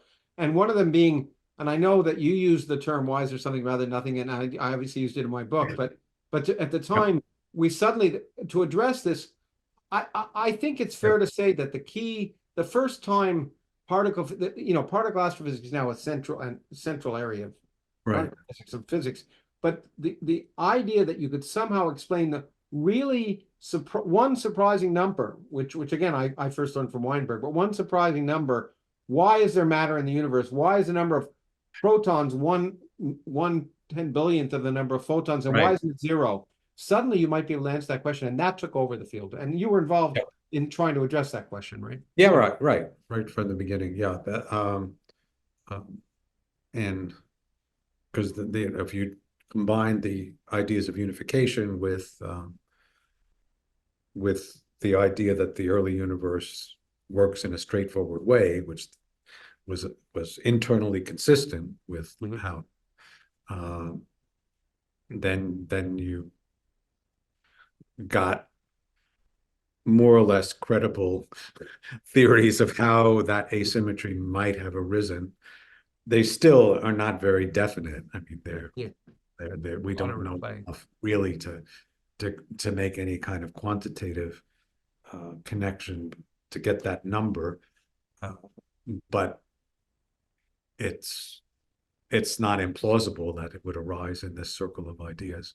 Well, it was enough to get people to build big new proton decay detectors too, to try and that's right, and make predictions that if proton decay were discovered, and I'm still hoping to see that in my lifetime, taking resveratrol and metformin and MN and MN and to try to stick around. Of course, if proton decay were discovered, that would open up a window into the relevant physics that maybe we could start to get quantitative about that, or other directions, which way back in the 70s, I was always already writing papers about the branching ratios of proton decay. That would teach us. Okay. Yeah, but I think it's fair to say that this became, I mean, it's hard for people to envisage, and I've talked to both the experimentalists and the theorists involved, and people like David and Larry Yu. It's hard to imagine that the amazing revolutionary change in 1965. We had really a reliable understanding of one of the four forces of nature, and within the decade after that, we understood three of the four forces of nature exactly, essentially, and as good as you could possibly measure. And that gave people, as you point out, an extreme confidence. And I do remember the feeling in 1980, which was, first time I was a graduate student that I was sort of really cognizant of what was going on. That, it looked like, grand synthesis was in the air. There was the first meeting was almost a celebratory meeting for, Weinberg and other people. Like, we're waiting, any day we'll discover this, and then we'll have everything. And it was especially proton decay was the linchpin, I think. Yeah, it was the linchpin. Everyone was certain that would be discovered in these first generation of detectors, and of course it hasn't been yet, 40 years later. And it sort of heralded a sense that there was all this hope and promise that to be fair hasn't yet been fulfilled experimentally. Right. We did find neutrino masses. non-zero, but quite small neutrino masses, which are another semi-quantitative implication of this circle of ideas.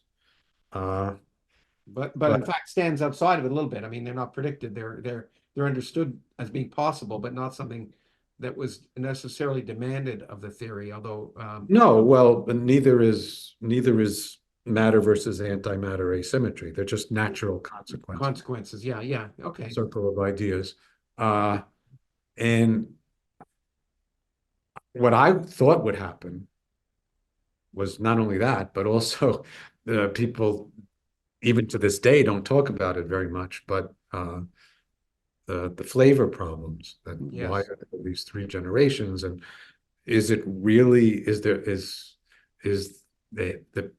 the generation of mass, with an accommodation of mass by means of the minimal Higgs coupling, is that really the way nature works? It seemed awfully Contrived.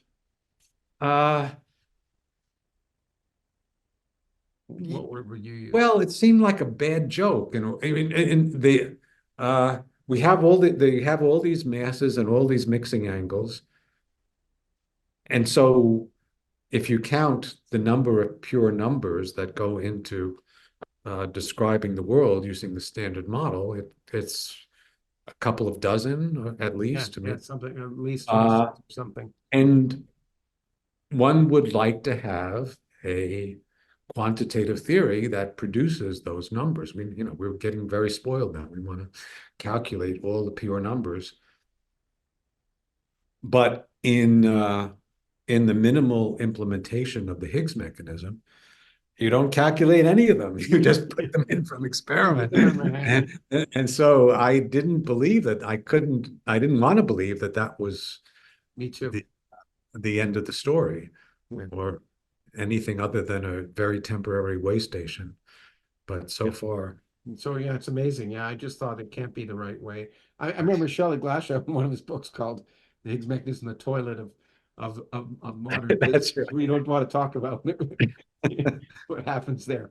But yeah, and in any case, so you got involved in cosmology. I knew you from, this matter versus antimatter, where you were obviously the leaders of the field were all, there's got competition and there was a lot of people doing it, but it was a hot area to do, and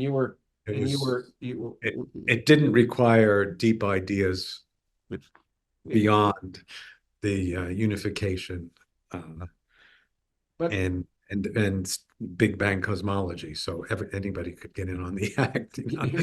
People did, but it also legitimized the notion of thinking using particle physics through cosmology. And I got involved in that early on, thinking about generating dark matter. I didn't think about it this way, but I think the way you described it called to mind what happened with the Newtonian revolution.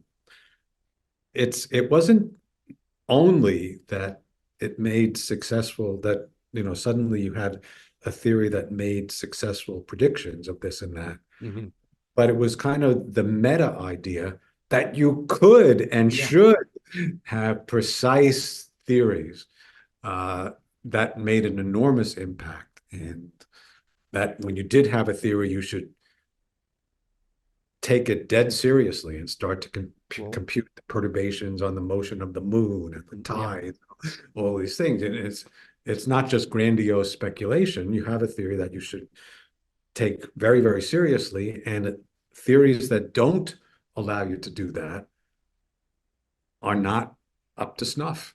Absolutely. So it changes your level of ambition. Absolutely, right. And also it ups the requirement, it ups the bar in a sense too, because or at least it did for a while, because the theory had to predict things. I often say to people, and because Einstein is always used as a paradigm of this guy thinking alone in his room, and it's not, none of that is true, right? And he was in touch at the time with the phenomenon. For me, it's a statement that he made that when the only time he had the first time he had heart palpitations for general relativity wasn't just seeing it was real theory, but calculating the precision of the perihelion of Mercury. That's what suddenly, this small effect, suddenly, that's what made him almost faint. Yeah, because that you had actual numbers that were. And you could count, and you could push them to that level. Now, so anyway, so the heyday of GUTS is still around. It created this, I mean, GUTS, grand unified theories, the notion that somehow the three forces could be unified, and it looked pretty good.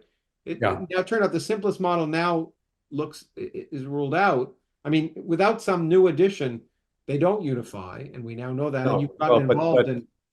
For better or worse, if you include corrections from supersymmetric particles. Well, that's okay. Hold on, we're not got to symmetry yet. You have to, and you obviously one of your calculations that you were involved in, which is very important, is exactly that. That if all we have is what we see, there's some problem, and for a variety of reasons, and there are many reasons, and I don't think we'll go into them all for supersymmetry. It turns out if you have this new symmetry of nature, going back to symmetries and your early education.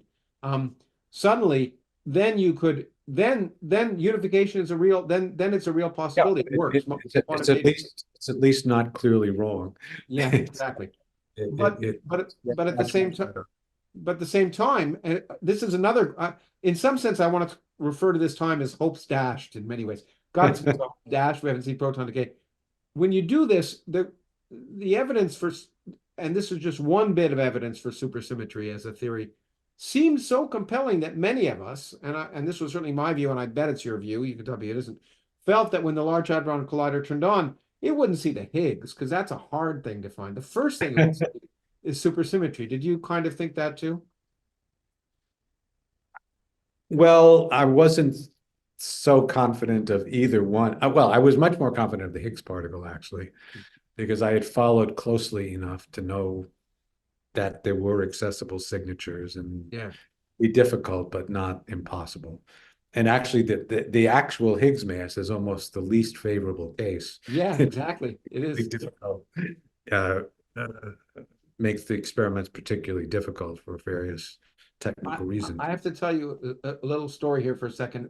3 months before the Higgs was discovered, I was in Australia because I used to commute, and there was a group involved in that Large Hadron Collider.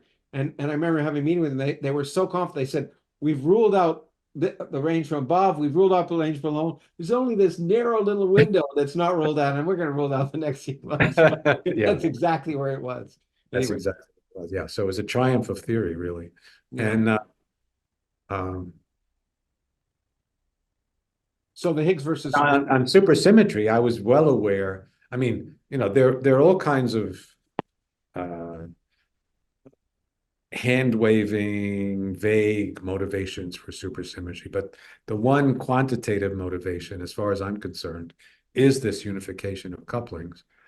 And for better or worse, it doesn't depend very sensitively on the exact value of the Higgs, of the masses of the supersymmetric particles. Yes. Could it be 1 TeV? They could be 10 TeV. They could probably even be 100 TeV.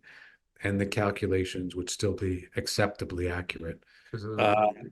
So I wasn't very confident that supersymmetry would show up at the LHC. I was hopeful, certainly. Although the other compelling argument, which is sort of competes with something we're going to get to in a minute, was that that these supersymmetric particles could be good dark matter candidates if they were in the range that would show up at the LHC. Yeah. Well, I was especially uncertain about that because I was hopeful that Axions. Yeah, okay. Now, but now I want to talk about this in an intellectual sense, which I think I never had thought about before I tried to put this together. So QCD made quantum field theory kosher, made suddenly applying it to unbelievably early times in the history of the universe kosher, which had its other impacts, which is string theory, which we'll eventually talk about. But the other thing it did is it said, well, now maybe we have enough confidence to understand to try and quantitatively deal with some other real problems which had been well known, but put aside because when you don't have a theory, you couldn't possibly explain them. And one was this nagging aspect that the strong interaction had a symmetry that it shouldn't really have, CP. Yep. And there wasn't any violation, that fundamentally the symmetry, if you looked at it naively, would would be broken, and it wasn't. And I kind of think it was the notion that you could rely on quantum field theory enough that you could propose models, and model building became a big industry that would suddenly try and solve that problem. And thereupon comes a particle that you named. And so maybe you want to discuss that a little bit. Right. So one of the great triumphs of the Standard Model has to do with very much improving our understanding of a very strange symmetry of nature. That is the fact that the fundamental laws, to a very, very good approximation, would run the same if you reverse the direction of time. So if you look at a movie of fundamental interactions run backwards, you wouldn't be able to tell that it was run backwards. It obeys the laws. This is very different from everyday experience. So it's, why should it be that way? And that was very mysterious for a long, long time. And was thought to be just, well, it's a beautiful principle, and maybe we don't need it. And maybe it's even an embarrassment, because now we have to understand why the world doesn't look that way. But in the context of our deeper understanding of quantum field theory and quantum mechanics, relativity, and the structure of the Standard Model, its deep symmetries, we understood that time reversal in an approximate way, very good approximation, was a consequence of other deeper principles. I should have mentioned, by the way, that, of course, that in 1964, after decades, centuries really, of physics having that time reversal symmetry as a feature of the fundamental law, tiny deviations were found from it in obscure corners of decays of K mesons. But so we knew it couldn't be an exact feature. It had to be explained. And Kobayashi and Moskawa put all this together and identified the kind of interaction, a unique kind of interaction that could generate this asymmetry, this observed asymmetry, but also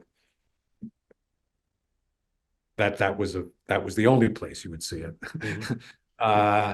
But then a loophole sprung up as QCD was understood better, that there's one more kind of interaction that could have violated time reversal, but it doesn't appear in nature to a very, very high accuracy. And it should be there, but it's not seen. So it should be a puzzle. It's like you're expecting something to come in with strength unity, mm-hmm. and it actually doesn't show up, and it's been measured 2 pi 10 to the 10th. So it's a billion times too small. Yeah, it's a billion times smaller than you would have imagined. So we want, so something like that is an opportunity. It's something as that kind of quantitative discrepancy, anomaly, or whatever you want to call it, is so striking that it deserves a qualitative explanation. Yeah. Just as, for instance, the equality of gravitational and inertial mass deserved a qualitative explanation, and that emerged in the theory of general relativity. It was the main thing that led Einstein to the general theory of relativity, probably. Yeah. Now, in fact, I think, as Homer Simpson said, and I think I learned it from you, this is a chrysotunity. It's chrysotunity. Yeah. And then it turns out that by expanding the Standard Model to include another big symmetry, it's called Peccei-Quinn symmetry, you can understand why that interaction in nature is actually observed to be quite small, And basically. let me stop there because we're going to get the action in a second. Because yes, they came that, but I want to put this in the context. That became and it, to a large extent still is. Well, to a large, yeah, I think that's fair to say. Still is. That became the business of particle physics. Once you had the standard model, the business was to look for theories or models or theories beyond the standard model, which you could then make because of our newfound confidence in quantum field theory. You could make specific predictions of. And so in GOTS and everything else, the industry, and it's happened for the last 40 years, has been trying to build models beyond the standard model, any one of which might give something we would see, which might tell us what it is. And so the Petre-Quinn symmetry, this model, was beautiful and ubiquitous. It gave a natural mechanism for solving this problem. But what I guess what was not quite recognized, and two very good physicists, you and Steve Weinberg, realized there was another implication of that. Wow. Yeah, there's an implication of this circle of ideas, which Petre-Quinn didn't realize, which is that you get a particle, a new kind of particle with very remarkable properties. This is what I call the axion. Steve Weinberg was working along similar lines, but he wanted to call it the Higlet. Yeah. Or he was calling it the Higlet. He did call it the Higlet in his paper. Aware of each other at first, but we became aware, and but we agreed that Axion is a better name than Higlet. Yeah, well, your papers appeared side by side. One of my great contributions to physics was to save the world from Higlets.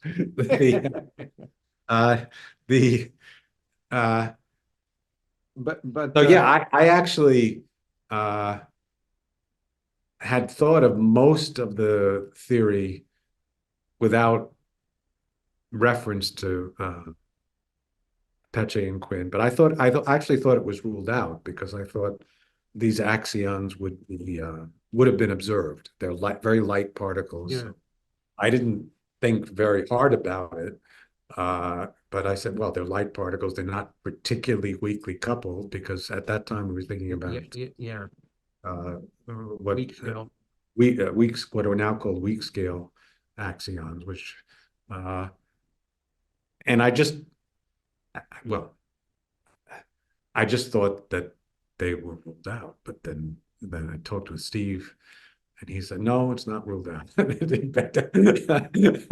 Or I don't think so. And so I had to analyze it more carefully and quantitatively, and write it up. And I think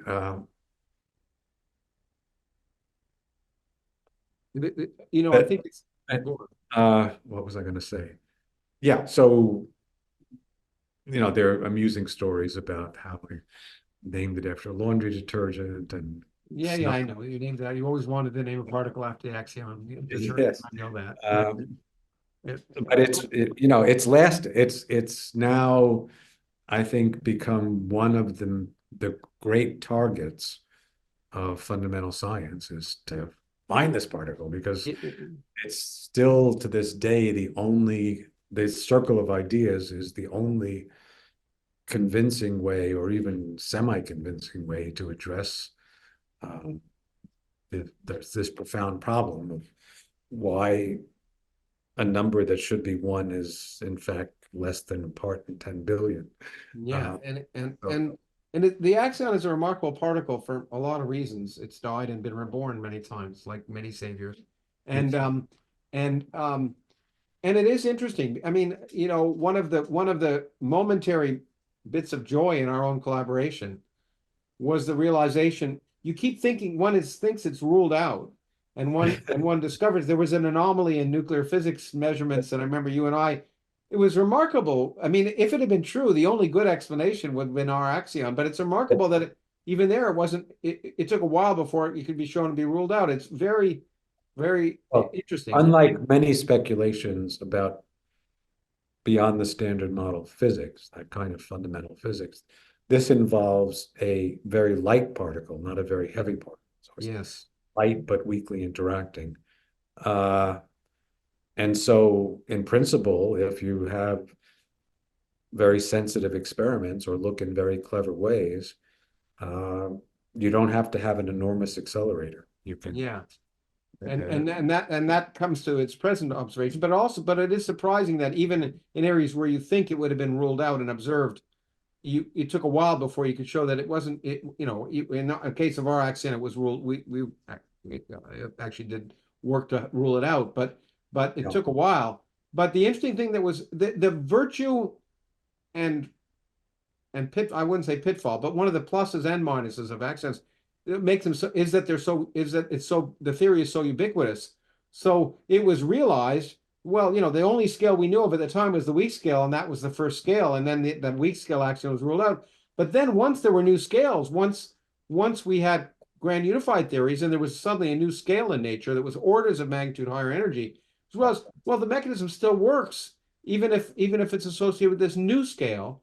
And that became what's become known as the invisible axion, because that truly was many, many, many orders of magnitude more weakly. That makes the coupling gets weaker as the mass gets smaller, and that's associated with the symmetry breaking scale getting larger. But people have gotten very good. Well, no, a big thing happened, actually. A very big thing happened, which is that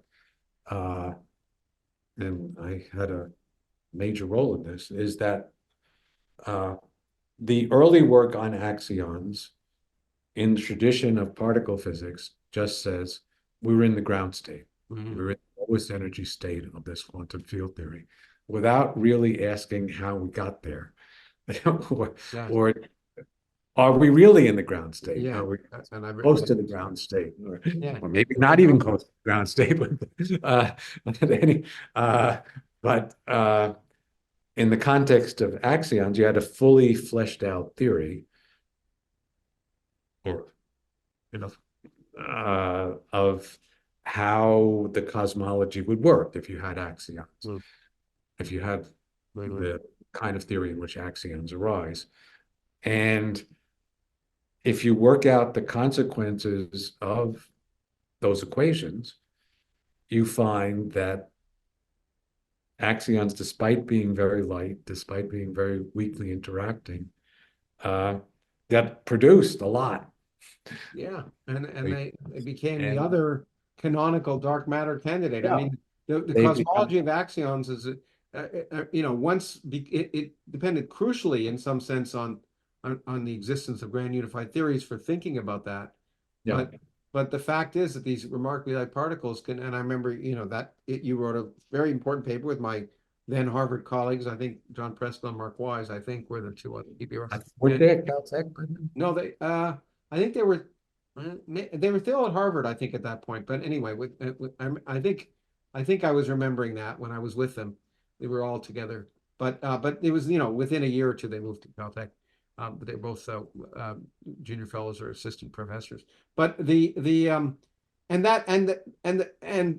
they could easily be dark matter. The difference was that they could also easily be not dark matter, depending upon their scale. But the fact, and then the next, of course, major development, which both you and I were involved in early on too, is realizing that even these potentially invisible particles are not invisible. If you're not so invisible when you have so many of them in the universe, they're individually they're pretty invisible, but if you have enough of them, it's sort of like neutrinos or gravitational waves. It's amazing, and that's an area we'll jump there. I wasn't going to go there right away, but that's an area where you and I together spent a lot of time, and the beauty of realizing that ultra-sensitive technology is wonderful and offers opportunities to detect particles that you might not think were detectable, from regular axions to dark matter to neutrinos. And I remember the joy we both had, I think, working and discovering engineering and technology for both neutrinos and for axions. And it's an amazing, and it's wonderful because it means that the field can move forward in principle without having to build multi-billion-dollar accelerators. Well, Canon is. It is. And so I think that's, that whole notion has changed. changed. I think that it's fair to say that for the moment, much of the frontier of particle physics lies in thinking about beautiful technologies that might even be done not maybe on a tabletop, but in a laboratory the size of an office, or maybe a small building. Yes. And There's it changed the sociology and psychology of the field a lot, I think. it certainly expanded the toolbox and expanded imagination. Yeah, and I know you're involved in an ongoing axion experiment, and I've been involved in the past on dark matter experiments, and still thinking. The last papers I wrote was on. I'm still trying to think of new ways to measure axions. It's still, to me, one of those. Well, we together wrote papers about using materials to enhance the signal from axions. Yeah. And this new wave of experiments is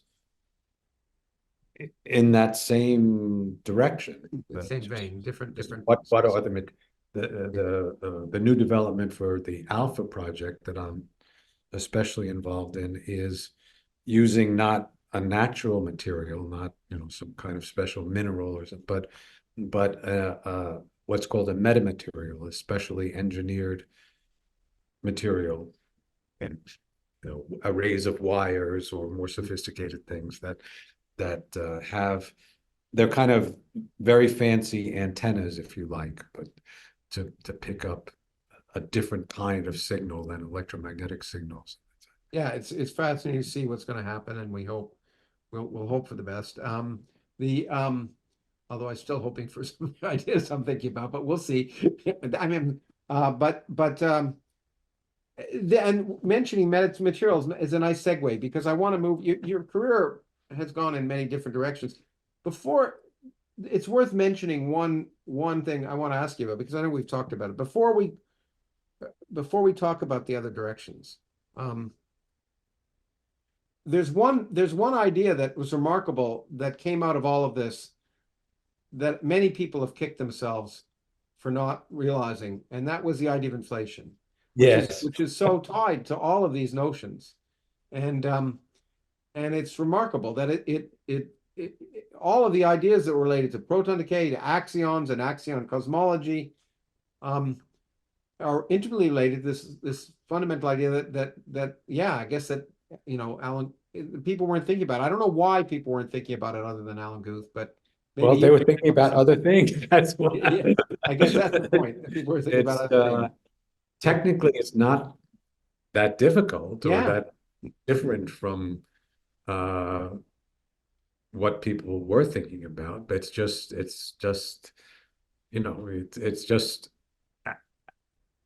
there was no hook. Well, there was. I mean, the hook. There was a hook. The monopole problem was a hook. Yeah, the monopole problem. But the monopole problem was a very theoretical problem. Yeah. Yeah. We won't go into it's so theoretical, we won't go into it here. You had to go into I won't say what it is, but to really take it seriously, you had to extrapolate to way beyond the evidence we have about the Big Bang, to much higher temperatures, much earlier times, where we didn't really have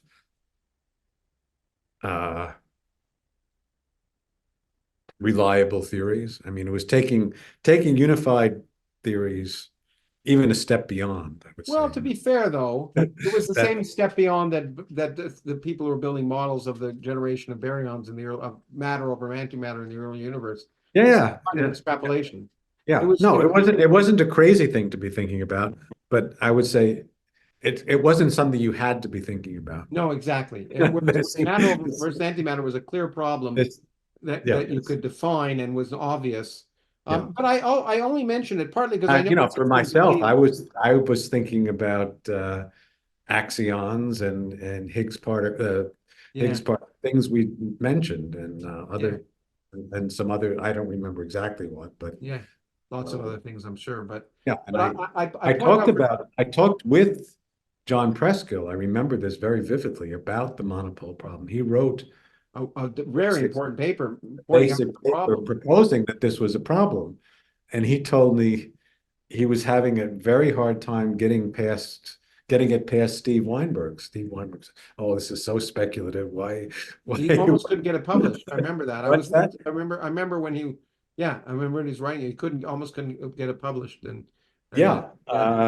So that's what I mean. It's Yeah. not something you had to worry about. There were many But I bring it up not only because I know that you and others, and I mean, I've enjoyed the fact of watching people saying, yeah, geez, why did I do that? But also I think it points out to people that even an area where some of the best minds in the world are working, they're often, it's worth it doesn't mean that there aren't opportunities. And I think Oh, it's absolutely. for young people to realize that there are, even if a lot of people are working in an area, there's often opportunities in directions different. This T violation is another one that we mentioned earlier. Yeah. Many super duper physicists, including T.D. Lee, Steve Weinberg, many others, Ben Lee at the time, worked very, very hard to try to construct models of how small violation of T symmetry arose. But it was only Kobayashi and Miskawa who nailed it. And nailed it with and in they nailed it by retrospect, 3x3 matrix that you knew about as an in retrospect, it's very, very simple. And anyone who thought about those lines would have been able to figure it out pretty quickly, but just people didn't think along those lines and just it's amazing. didn't. So and parity violation maybe is an even better example where that question could have been raised at any point. And it had been, some people think, at a few times, but it had been in kind of a half-hearted way. But when it took too young, really experiments that the so-called theta tau problem really focused people's mind, a small number of people's minds. So that's the analog of the monopole problem. A small number of people's minds on whether you should abandon that symmetry. Anyway, so I think it's fascinating to see that, and that's why I want to include that moral. But I want to now talk about your broadening your research in another area, and it also related to your life broadening. As far as I can see, I mean, you pointed out, interestingly enough, you didn't know anything about condensed matter physics early on, and of course, one of the things that's interesting is you've done a lot of work in condensed matter physics. Yeah. Which want to say condensed matter physics since then. I intellectually see that broadening being associated with your moving. Yes. Moving away from Princeton to Santa Barbara, to the Institute for Theoretical Physics Santa Barbara, which was a bold move. I mean, Princeton's a nice place to be. It's cushy. You get treated nice but you decide to move to a relatively nascent institute at a university which, while it's become much more significant now, at the time was maybe a party school. I'm not really sure outside of the this was a national institute, it's National Science Foundation. Yeah. So it wasn't really just an outgrowth of the university. Yeah, it was a national institute that somehow they've been wily enough to the Santa Barbara people to have installed at Santa Barbara. But you moved out I think not right away, but pretty soon after it was created. What did you not? Or within right. They struggled for a few years to recruit any faculty, and I was basically the first. Now, so it's not an obvious thing that people would do. I understand. I like you mentioned one of the big motivations before, which was I wanted to prove myself. Separate from my colleagues, my esteemed colleagues and mentors and not that I wanted to renounce them or resent them or anything. I just wanted to have my own identity. Yeah. And so that was part of it. And also part of it was I was already feeling not that the glory days were over, but that it was time to get reinvigorated with new ideas. And I knew that at Santa Barbara, the great strength was going to be in condensed matter physics. The great strength reading, if I'm not mistaken, the great strength, well, there were a few people, but Bob Schrieffer was there, right? Bob Schrieffer, Would yeah, expect Bob Nobel Prize for Schrieffer. superconductivity. Yeah, so Bob Schrieffer was that, and Doug Scalapino, and Alan Heeger on the experimental side. So it was a very powerful group. So you knew it was I was wondering, so you did knew it was a ripe opportunity to explore a new, area of physics. Absolutely, that was a big appeal of it. Okay, good. I'd assume I didn't know if it was or if it was just the idea of breaking free, and I'm sure you had a nice deal, but that's a different story. Um, uh, and you did, and in that context of there, you got involved in, a lot of ideas related to condensed matter physics, but probably the one that's captured most is the idea of anyons. Um, Yes. and um, and so why don't you talk about that a little bit? Well, that was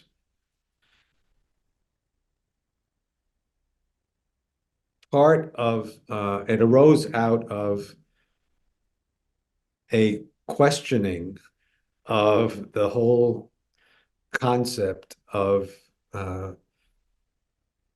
quantum numbers. So, for instance, without getting too technical, Yeah.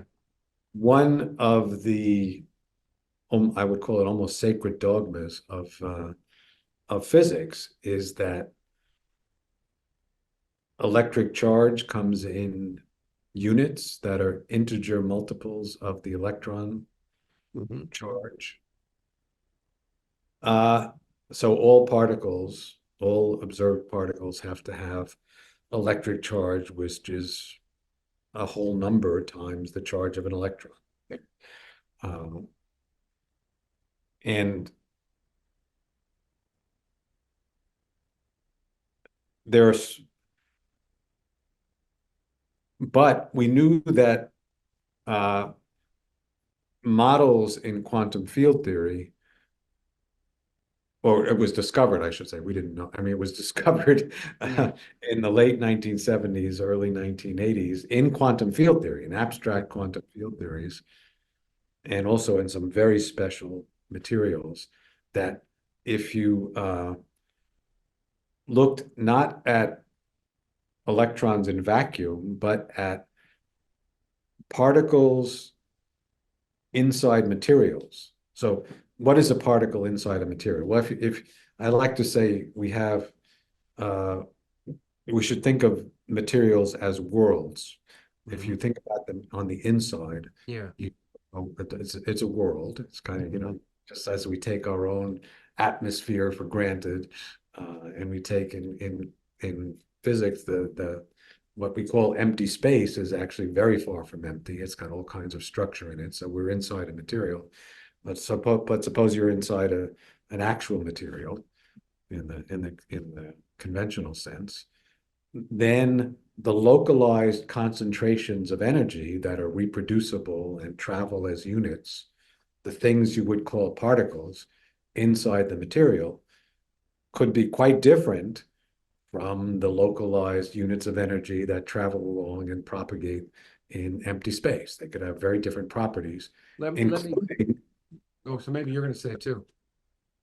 I mean, I was going to say the best example I can think of is that light becomes massive inside superconductors. Yes, that's an excellent example. Light becomes massive in superconductors, and in fact, that's the essence of superconductivity. Mathematically, if you follow out the implications of that, you get all the main properties of superconductors.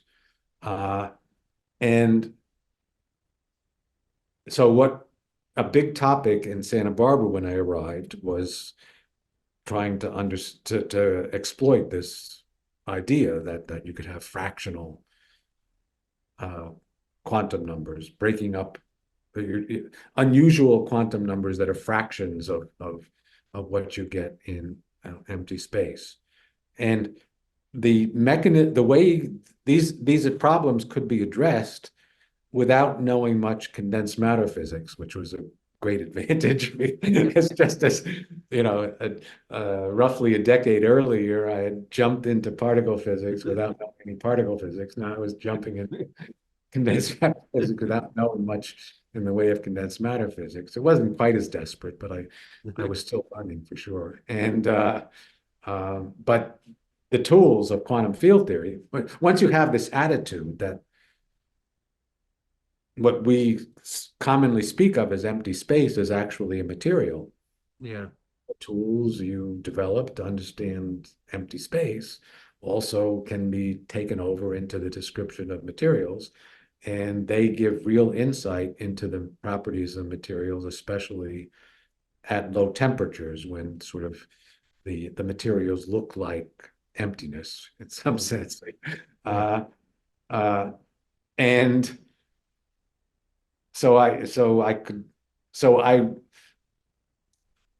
the thing that really got me started and hooked was making models in quantum field theory that showed and generalized this phenomenon that you could have objects that had fractional values of the quantities that characterize the particles that the materials are made of. Mm-hmm. Electrons that are fractions of electrons as far as charge is concerned. So then I started thinking about, okay, so we fractionalized charge. What about fractionalizing other things like angular momentum? And I quickly realized how a way to get fractional angular momentum. It involved some technical tricks that involved magnetic flux and charge and anyway, and kind of exotic theories, but it could be done. It was very, very nice. But there was an issue which I didn't really think about at first, but I gave a colloquium about this at Caltech, and John Preskoler, who keeps coming up here, was in the audience, and he asked me, "Well, okay, so you can have fractional spin. I kind of believe you, but what about the spin statistics connection? There's supposed to be a connection between the spin of particles and another basic property called the quantum statistics, which is very." And I was embarrassed because I hadn't thought about it, but I thought about it on the way home, listening to Chuck Berry on the way drive back from Caltech to Santa Barbara, or Goleta actually, and I realized the whole thing on that drive. I mean, the fact that if you have, what it meant to have fractional statistics, that you get phase as one particle moves around another instead of just changing a sign, you can get, well, it gets technical, the general complex numbers, and the fact that in 2 dimensions, the magnetic flux you needed wouldn't be associated with an infinite tube, but it would be associated with a point. And so it made especially good sense in 2-dimensional materials. And yeah, so that was the birth of anyons for me. I found out later that 2 Norwegian physicists, Linus and Myrheim, had discussed some of these ideas, not the flux tubes, but the idea of fractional statistics in a related model, kind of model, several years earlier, in work that was very widely ignored. But I didn't know it. But so that was that, and it fit very nicely into this whole complex of ideas about getting fractional quantum numbers by using non-trivial topology like vortices and things that have structure going off all the way to infinity in space. So it's really pretty stuff. And then, so I was talking to Bob Schrieffer, had the office next to me at the time. So certainly was learning from him about different aspects of condensed matter physics. And at that time, a very hot topic was the fractional quantum Hall effect, which had just been discovered fairly recently. And in the fractional quantum Hall effect, the quasi-particles were fractions of electrons, had fractional charge. And when I looked into the theory, it had sort of the right feel to it. It had magnetic fields and deficits of magnetic field in the region of these quasi-particles. And so I got very suspicious that the quasi-particles in an actual honest to God material system would be anyons. And then he and I, with Dan Arovas, who was his graduate student at the time, proved it. And a truly wonderful paper. and that was a subject that was widely appreciated as an elegant subject and a mathematical possibility, and even as something that almost surely occurred in real systems. But whereas I thought the experiments to verify the basic idea would be quite straightforward. You don't need a fancy accelerator. It's physics. And so, it turned out that basically, because the effects are very delicate, the materials have to be pure, just really grungy kinds of problems. It was only in 2020 that in the spring of 2020. So almost 40 years, later, 38 that years. basic prediction was verified. And one reason that people faced up to these technical problems and worked very, very hard. I mean, many people tried, but it took the like really determined effort. But one reason is that it was realized that these anyons might be useful. And because they have a kind of memory. They remember who's wound around who, and so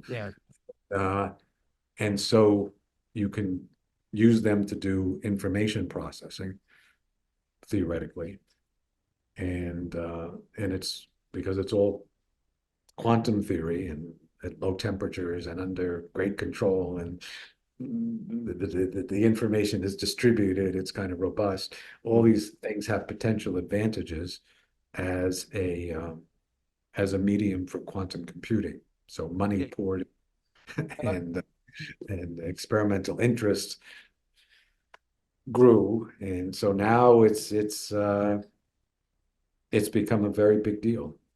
Yeah, no, it's part of a merging. I want to try and come up soon because we've been gone for a while, but it leads, to I remember a long time ago making the joke. You make the joke that, and I was going to get a T-shirt that said quantum mechanic, but we talked about the fact the wonderful thing is the idea of using quantum mechanics, what we know about quantum mechanics to design materials that do interesting things, quantum mechanics, and calling the people who do that quantum mechanics. Yes. But and it was a nice joke we had, but it's actually become to some extent the forefront of much of modern physics and engineering and technology. The idea that we're on the threshold of utilizing quantum mechanical ideas and mathematical ideas from quantum mechanics to design materials, be they metamaterials or whatever, to do interesting things that we would never have been able to do with normal materials otherwise. And I think that's people talk about a second quantum revolution. Yeah. And I have some misgivings about that, but because it's not really revolutionary.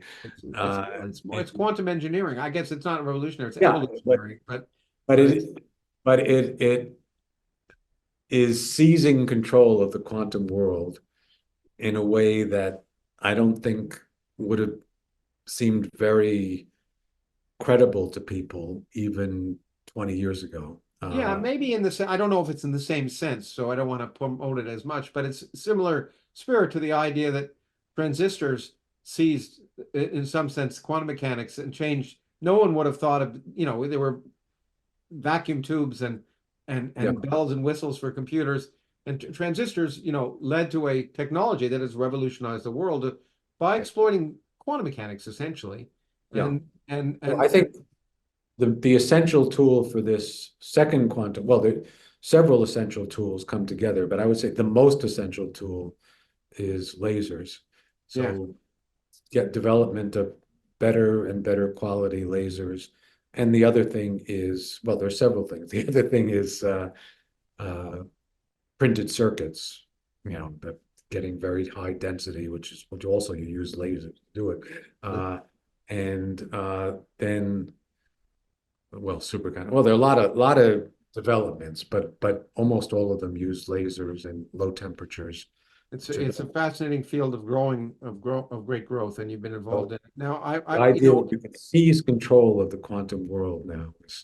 Seizing control of the quantum world is really, I think, when I talk to kids or talk to people, I think is really one of the more exciting technological, it may not yield fundamental physics per se, but technologically, it's the most exciting new technology around. Yeah, there's a lot of ferment and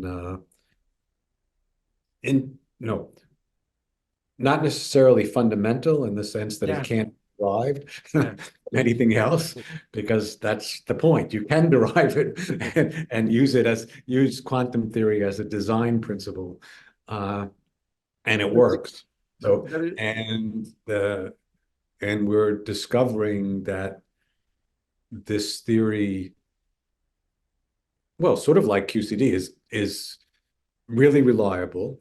You can push it very, very hard, and have confidence that it's going to work the way that is advertised by the equations. So, and then you can be very creative, and because it's a new world. It's a new world, exactly. And I think that's one of the things that's most exciting. And for me, it harkens back to, again, my own, probably some of the most exciting collaborations I've had in physics have been with you. But the realization that every time there's a new kind of opening world of technology, it provides new opportunities for people who are interested in fundamental physics to think of using those technologies to learn about fundamental physics, and I'm hoping that'll continue to be the case. I know it's of excitement to you. We're using these guys. We're using these guys in the Axion searches in a very serious way.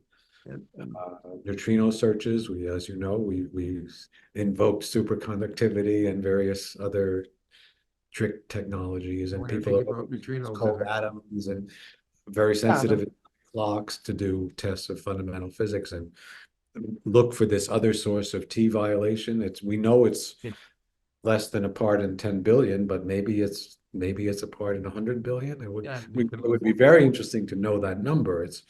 It's sort of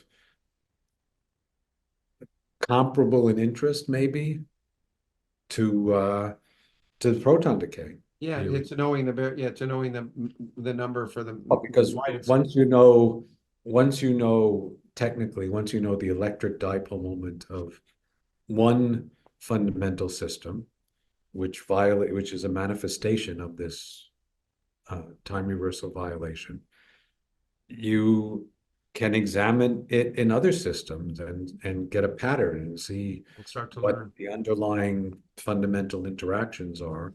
I mean, you can try to infer what the underlying fundamental interactions are. So it would open up a new window into beyond the standard model physics. That's right, and we're looking for new windows. So I must say, to me, it's one of the most exciting ways of thinking. Personally, to the extent that I think about physics now, it's thinking about that, about using new ideas like that. And I know that when we've had a lot of fun over 40 years doing that. I hope to be able to maybe do some more with you on that, because I think it's exciting, and it allows me to sort of get to the wrap-up part, which is, I don't want to call you a grand old man because that suggests you're old, but and that was I'm old. I am old by the calendar. But, anyway, But I do want to talk Listen, about it's, the state of I do want to talk about the state of physics and state of science the last 5 or 10 minutes, which is, reflections on exciting areas for young people. And I think it's fair to say, based on our conversations, and to be honest, on your own areas of work, that the excitement of the 1980s or 1970s of sort of going beyond the standard model and stuff, that may not be well, where is there's been a big disappointment that we haven't seen anything yet, and that forces us to something beyond the standard model. It's been 40 years, and it's hugely disappointing if you're certainly a young well, if person. you're trying to get beyond the standard model, it's hugely disappointing. That's right. Yeah, if you want to move beyond and try, and we know we need to have physics beyond the standard model, but we need experiments, and of course it produces sensory deprivation, and you get thousands and thousands of hallucinatory papers all proposing their own mechanism and nothing to guide us between them. But what's the state of it? Where do you think the things are most exciting? And we've talked about it, but first of all, I assume you think physics is healthy in spite of what some people might not say, but Yeah, well, physics as a whole is multifaceted, and as a function of time, what's vibrant, what areas are making progress changes.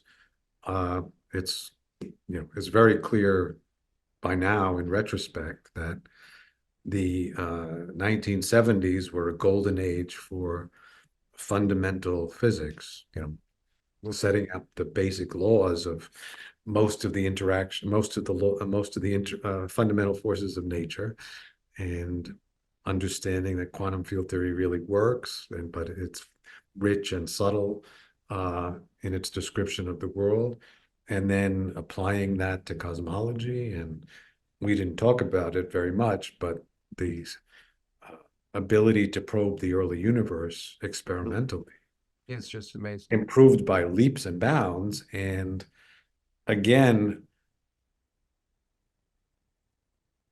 in many ways, the simplest ideas worked. People have been struggling to get beyond a standard model of cosmology, and with very mixed success.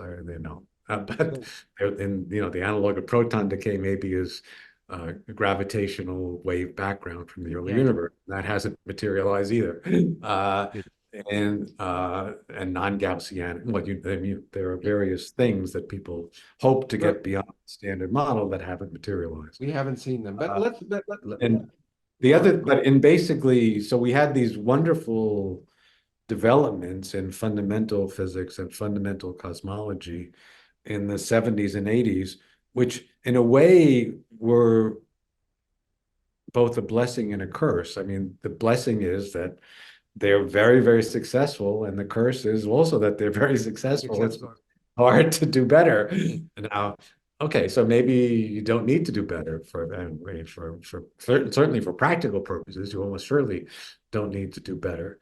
But if you want to improve the fundamental understanding of nature, which has been one of the traditional goals of physics and a very attractive goal for bright young people, it's been disappointing and difficult.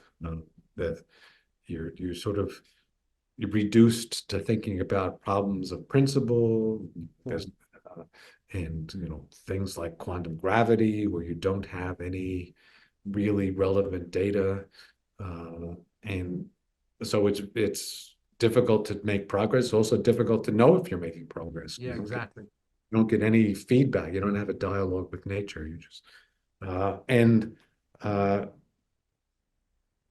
but on the other hand, now we have really reliable theories that you can try to use creatively. There's great challenges to designing new technologies that do useful things, but also do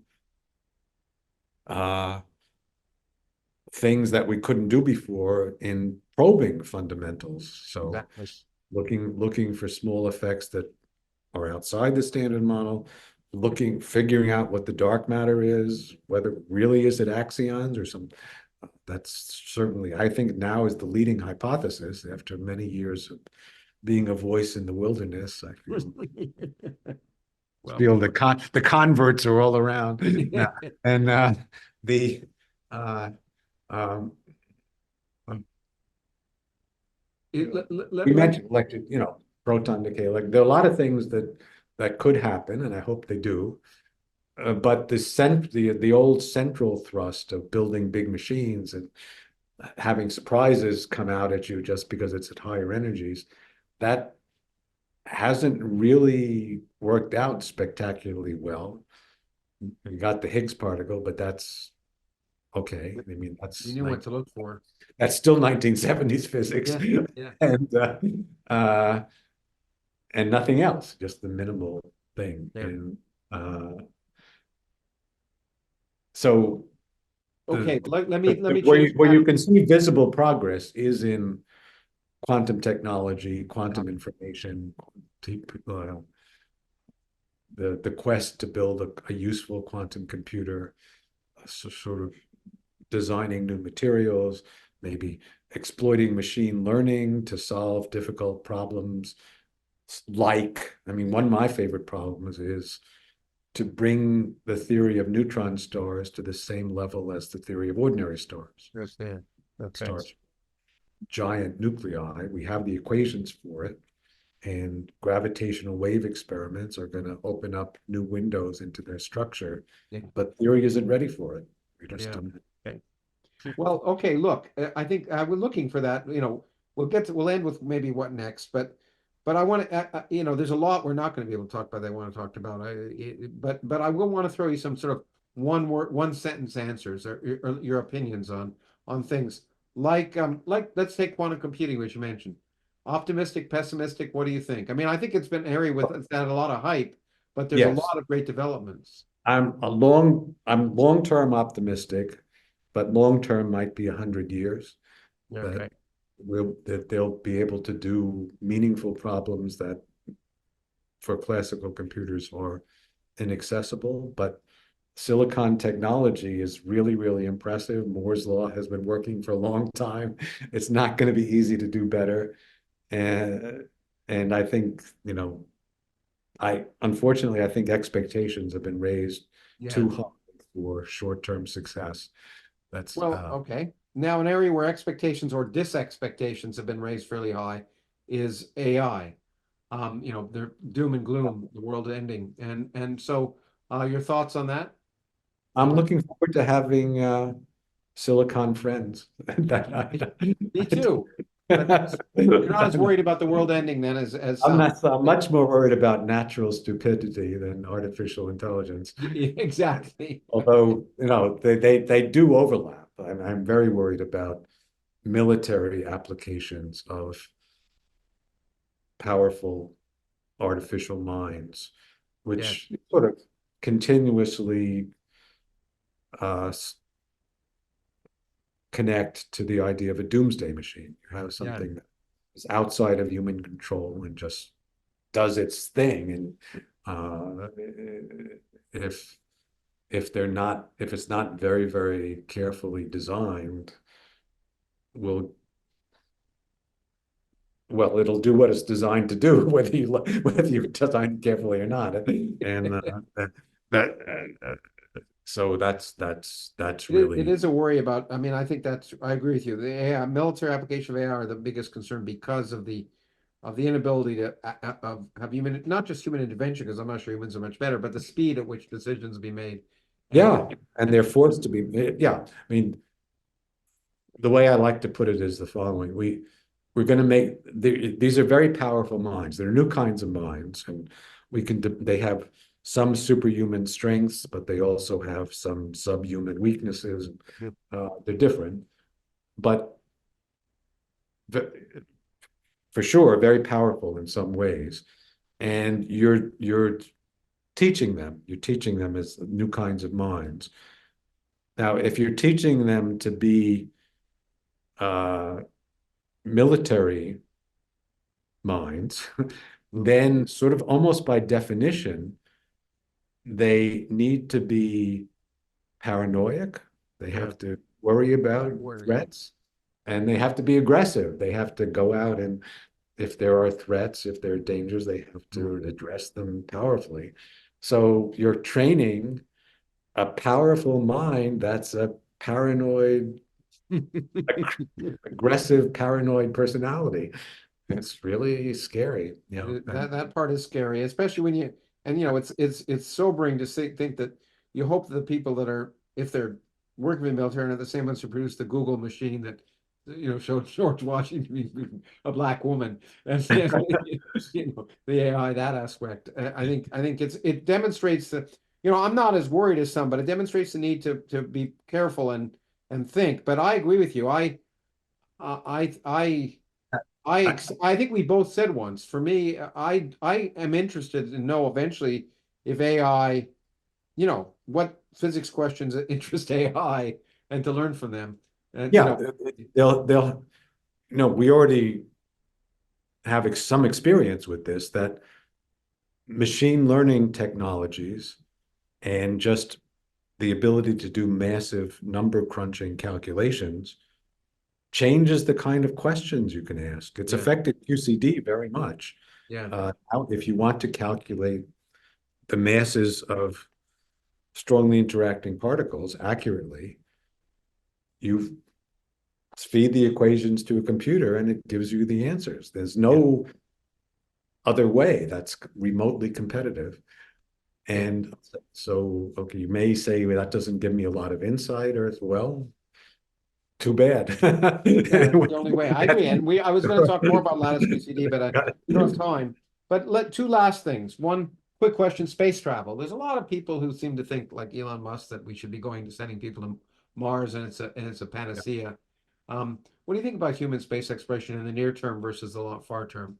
I think it's dopey in the near term, and probably pretty dopey in the long term also. Okay, that's not human bodies are not designed exactly to thrive outside a very narrow range of conditions that you find here on Earth. Now, you can imagine cyborgs, or little teeny computer chips, or you can imagine mass is the enemy of space. You can imagine things that are not human bodies but are in communication with human minds, going out there, and that could make a lot of sense, and would be fun. Explore. People like to do astronomy and cosmology, and it might also be important for the long-term viability of mind in the universe if Earth goes sour as the result of climate change or nuclear war or something.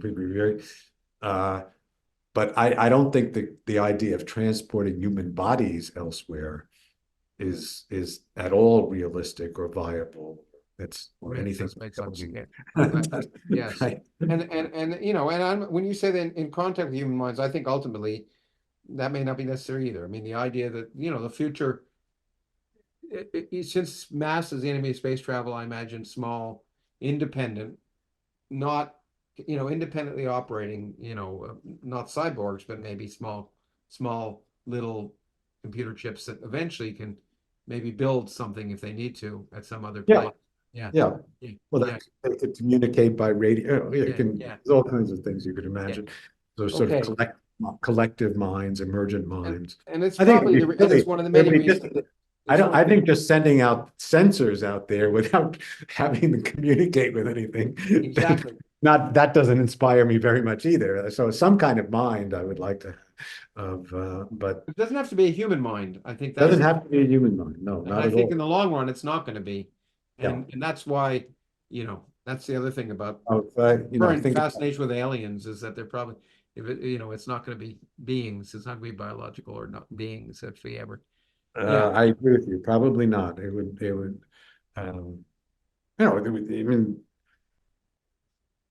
even humans are a remarkable design and a remarkable phenomenon, and I think very much worth continuing and preserving. But I don't think they're the last word in mind in the universe. Thank you. That's a really good way of putting it. I think that yeah, exactly.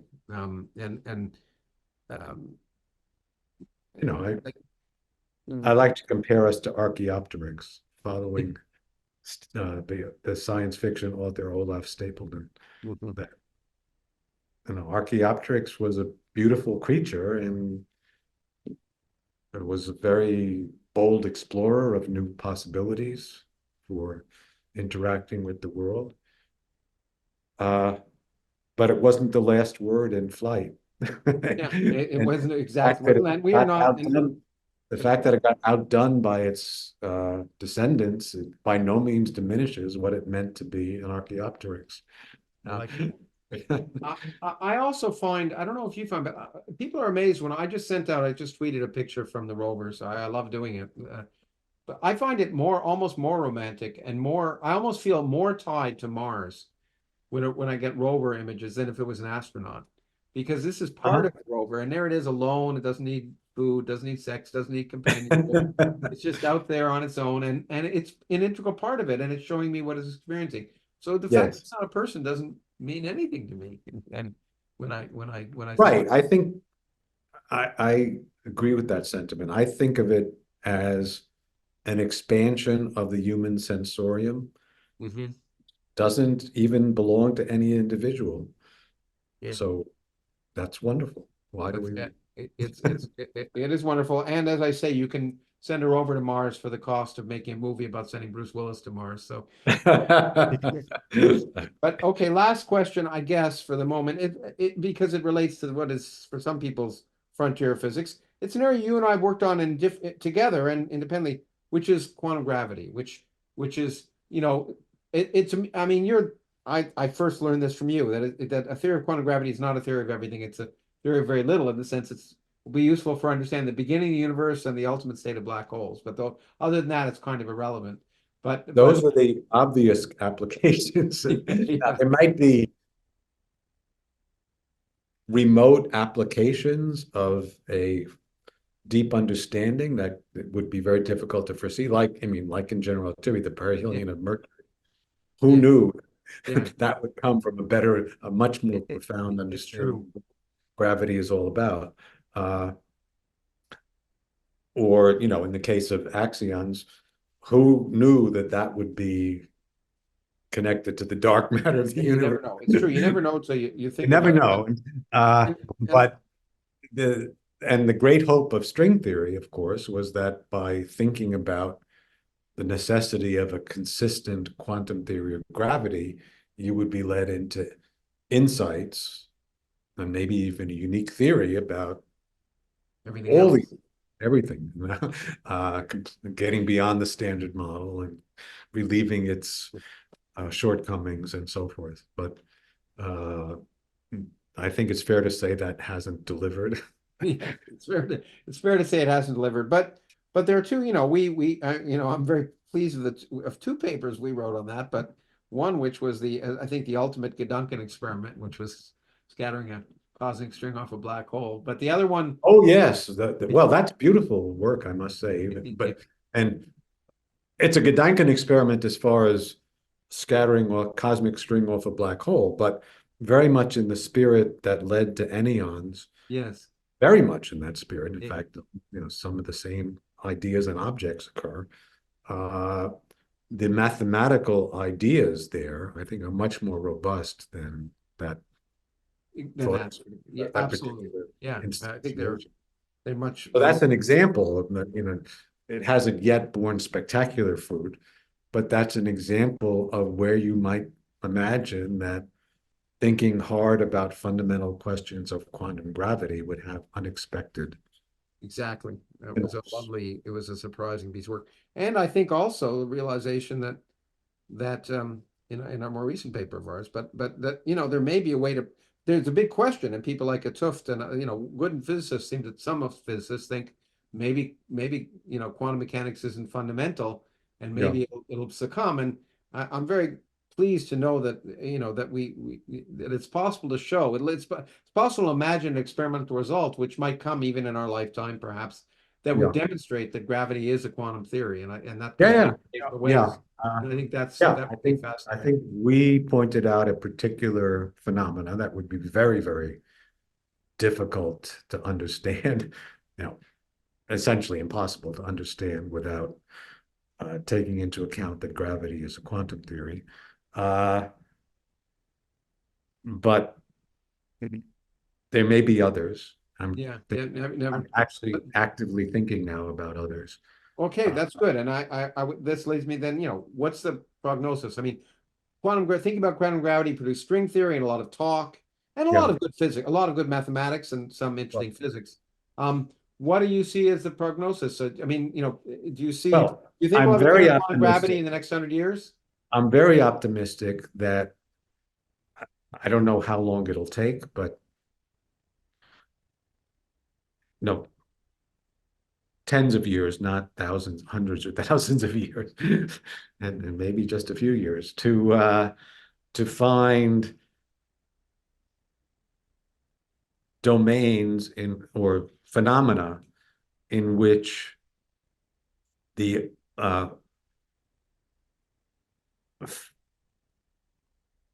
fact that you need to quantize the gravitational field is manifest.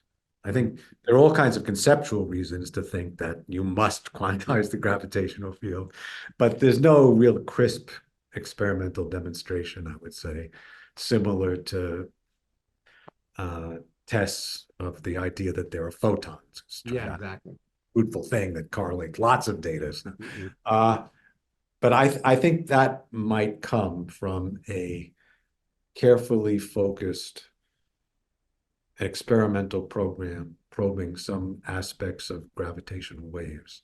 I think gravitational waves or some other aspect, I agree. Although, to be fair, if we find out that gravity is a quantum theory, it's still maybe a long time before we know what is a quantum theory of. Well, no, I was going to say that, I mean, so at a technical level, this would be at the level of quantum mechanics. Yeah. As opposed to quantum field theory of gravity, which it's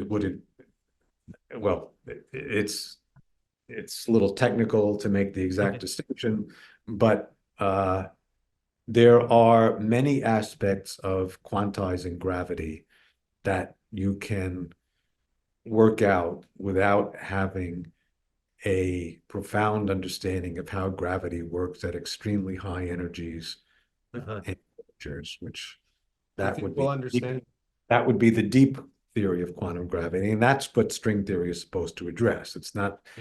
Don't need string theory to quantize Einstein's theory and the near flat space limit and so on. Get Hawking radiation and a whole number. Get gravitons. All that is not. But we may not understand. What do you think? Do you think we'll eventually understand whether black holes evaporate to nothing, or is that kind of mystery going to remain a long time, and the information associated with that? Well, I think there might be a theoretical consensus that emerges among a large part of the theoretical community about the answer, but will it have empirical content? Will it actually correspond to any kind of phenomenon you can point to? I don't see that emerging anytime soon. No. And it's interesting that you say that, because of course a large part of the community is doing just that. So it's kind of interesting to see how much effort is being devoted to something. Well, there's a whole philosophical movement, which I really detest, called post-empirical physics. Yeah. You say, okay, physics is not about describing the empirical world. Okay, well, the physics I knew was supposed to be about describing the empirical world. You're describing something else. And that's not. Well, I think, look, the point is there's a lot of physics of the empirical world remaining to be done, and you're so excited about it, and and it's wonderful. Oh, and I think there's room for people thinking about those questions, but I am disturbed by how many bright young people are investing their scientific careers in things that, well, I want to be careful what I say here, but certainly are on the verge of being sterile. They don't lead anywhere. Well, it's good. It's maybe a property of us getting older to think that, but it may not be. But I agree. But on the other hand, there's an excitement and there's much to do. And I like the fact that you are always still excited about what remains to be done. And it's been a joy and one of my great joys to be a part of that with you for a while. And I really hope, I'm really pleased you took the time here so everyone can see not just a perspective of the physics that you've been involved in the last 50 years or so, but where physics is going and what physics minds think and what a great physics mind thinks like. And it's been a pleasure. Our 2 hours became 4 hours, but it's been every moment a delight. I hope you enjoyed it too. All right. Thanks a lot, Lawrence. Good to talk to you. It's always good to talk to you, Frank. Thanks.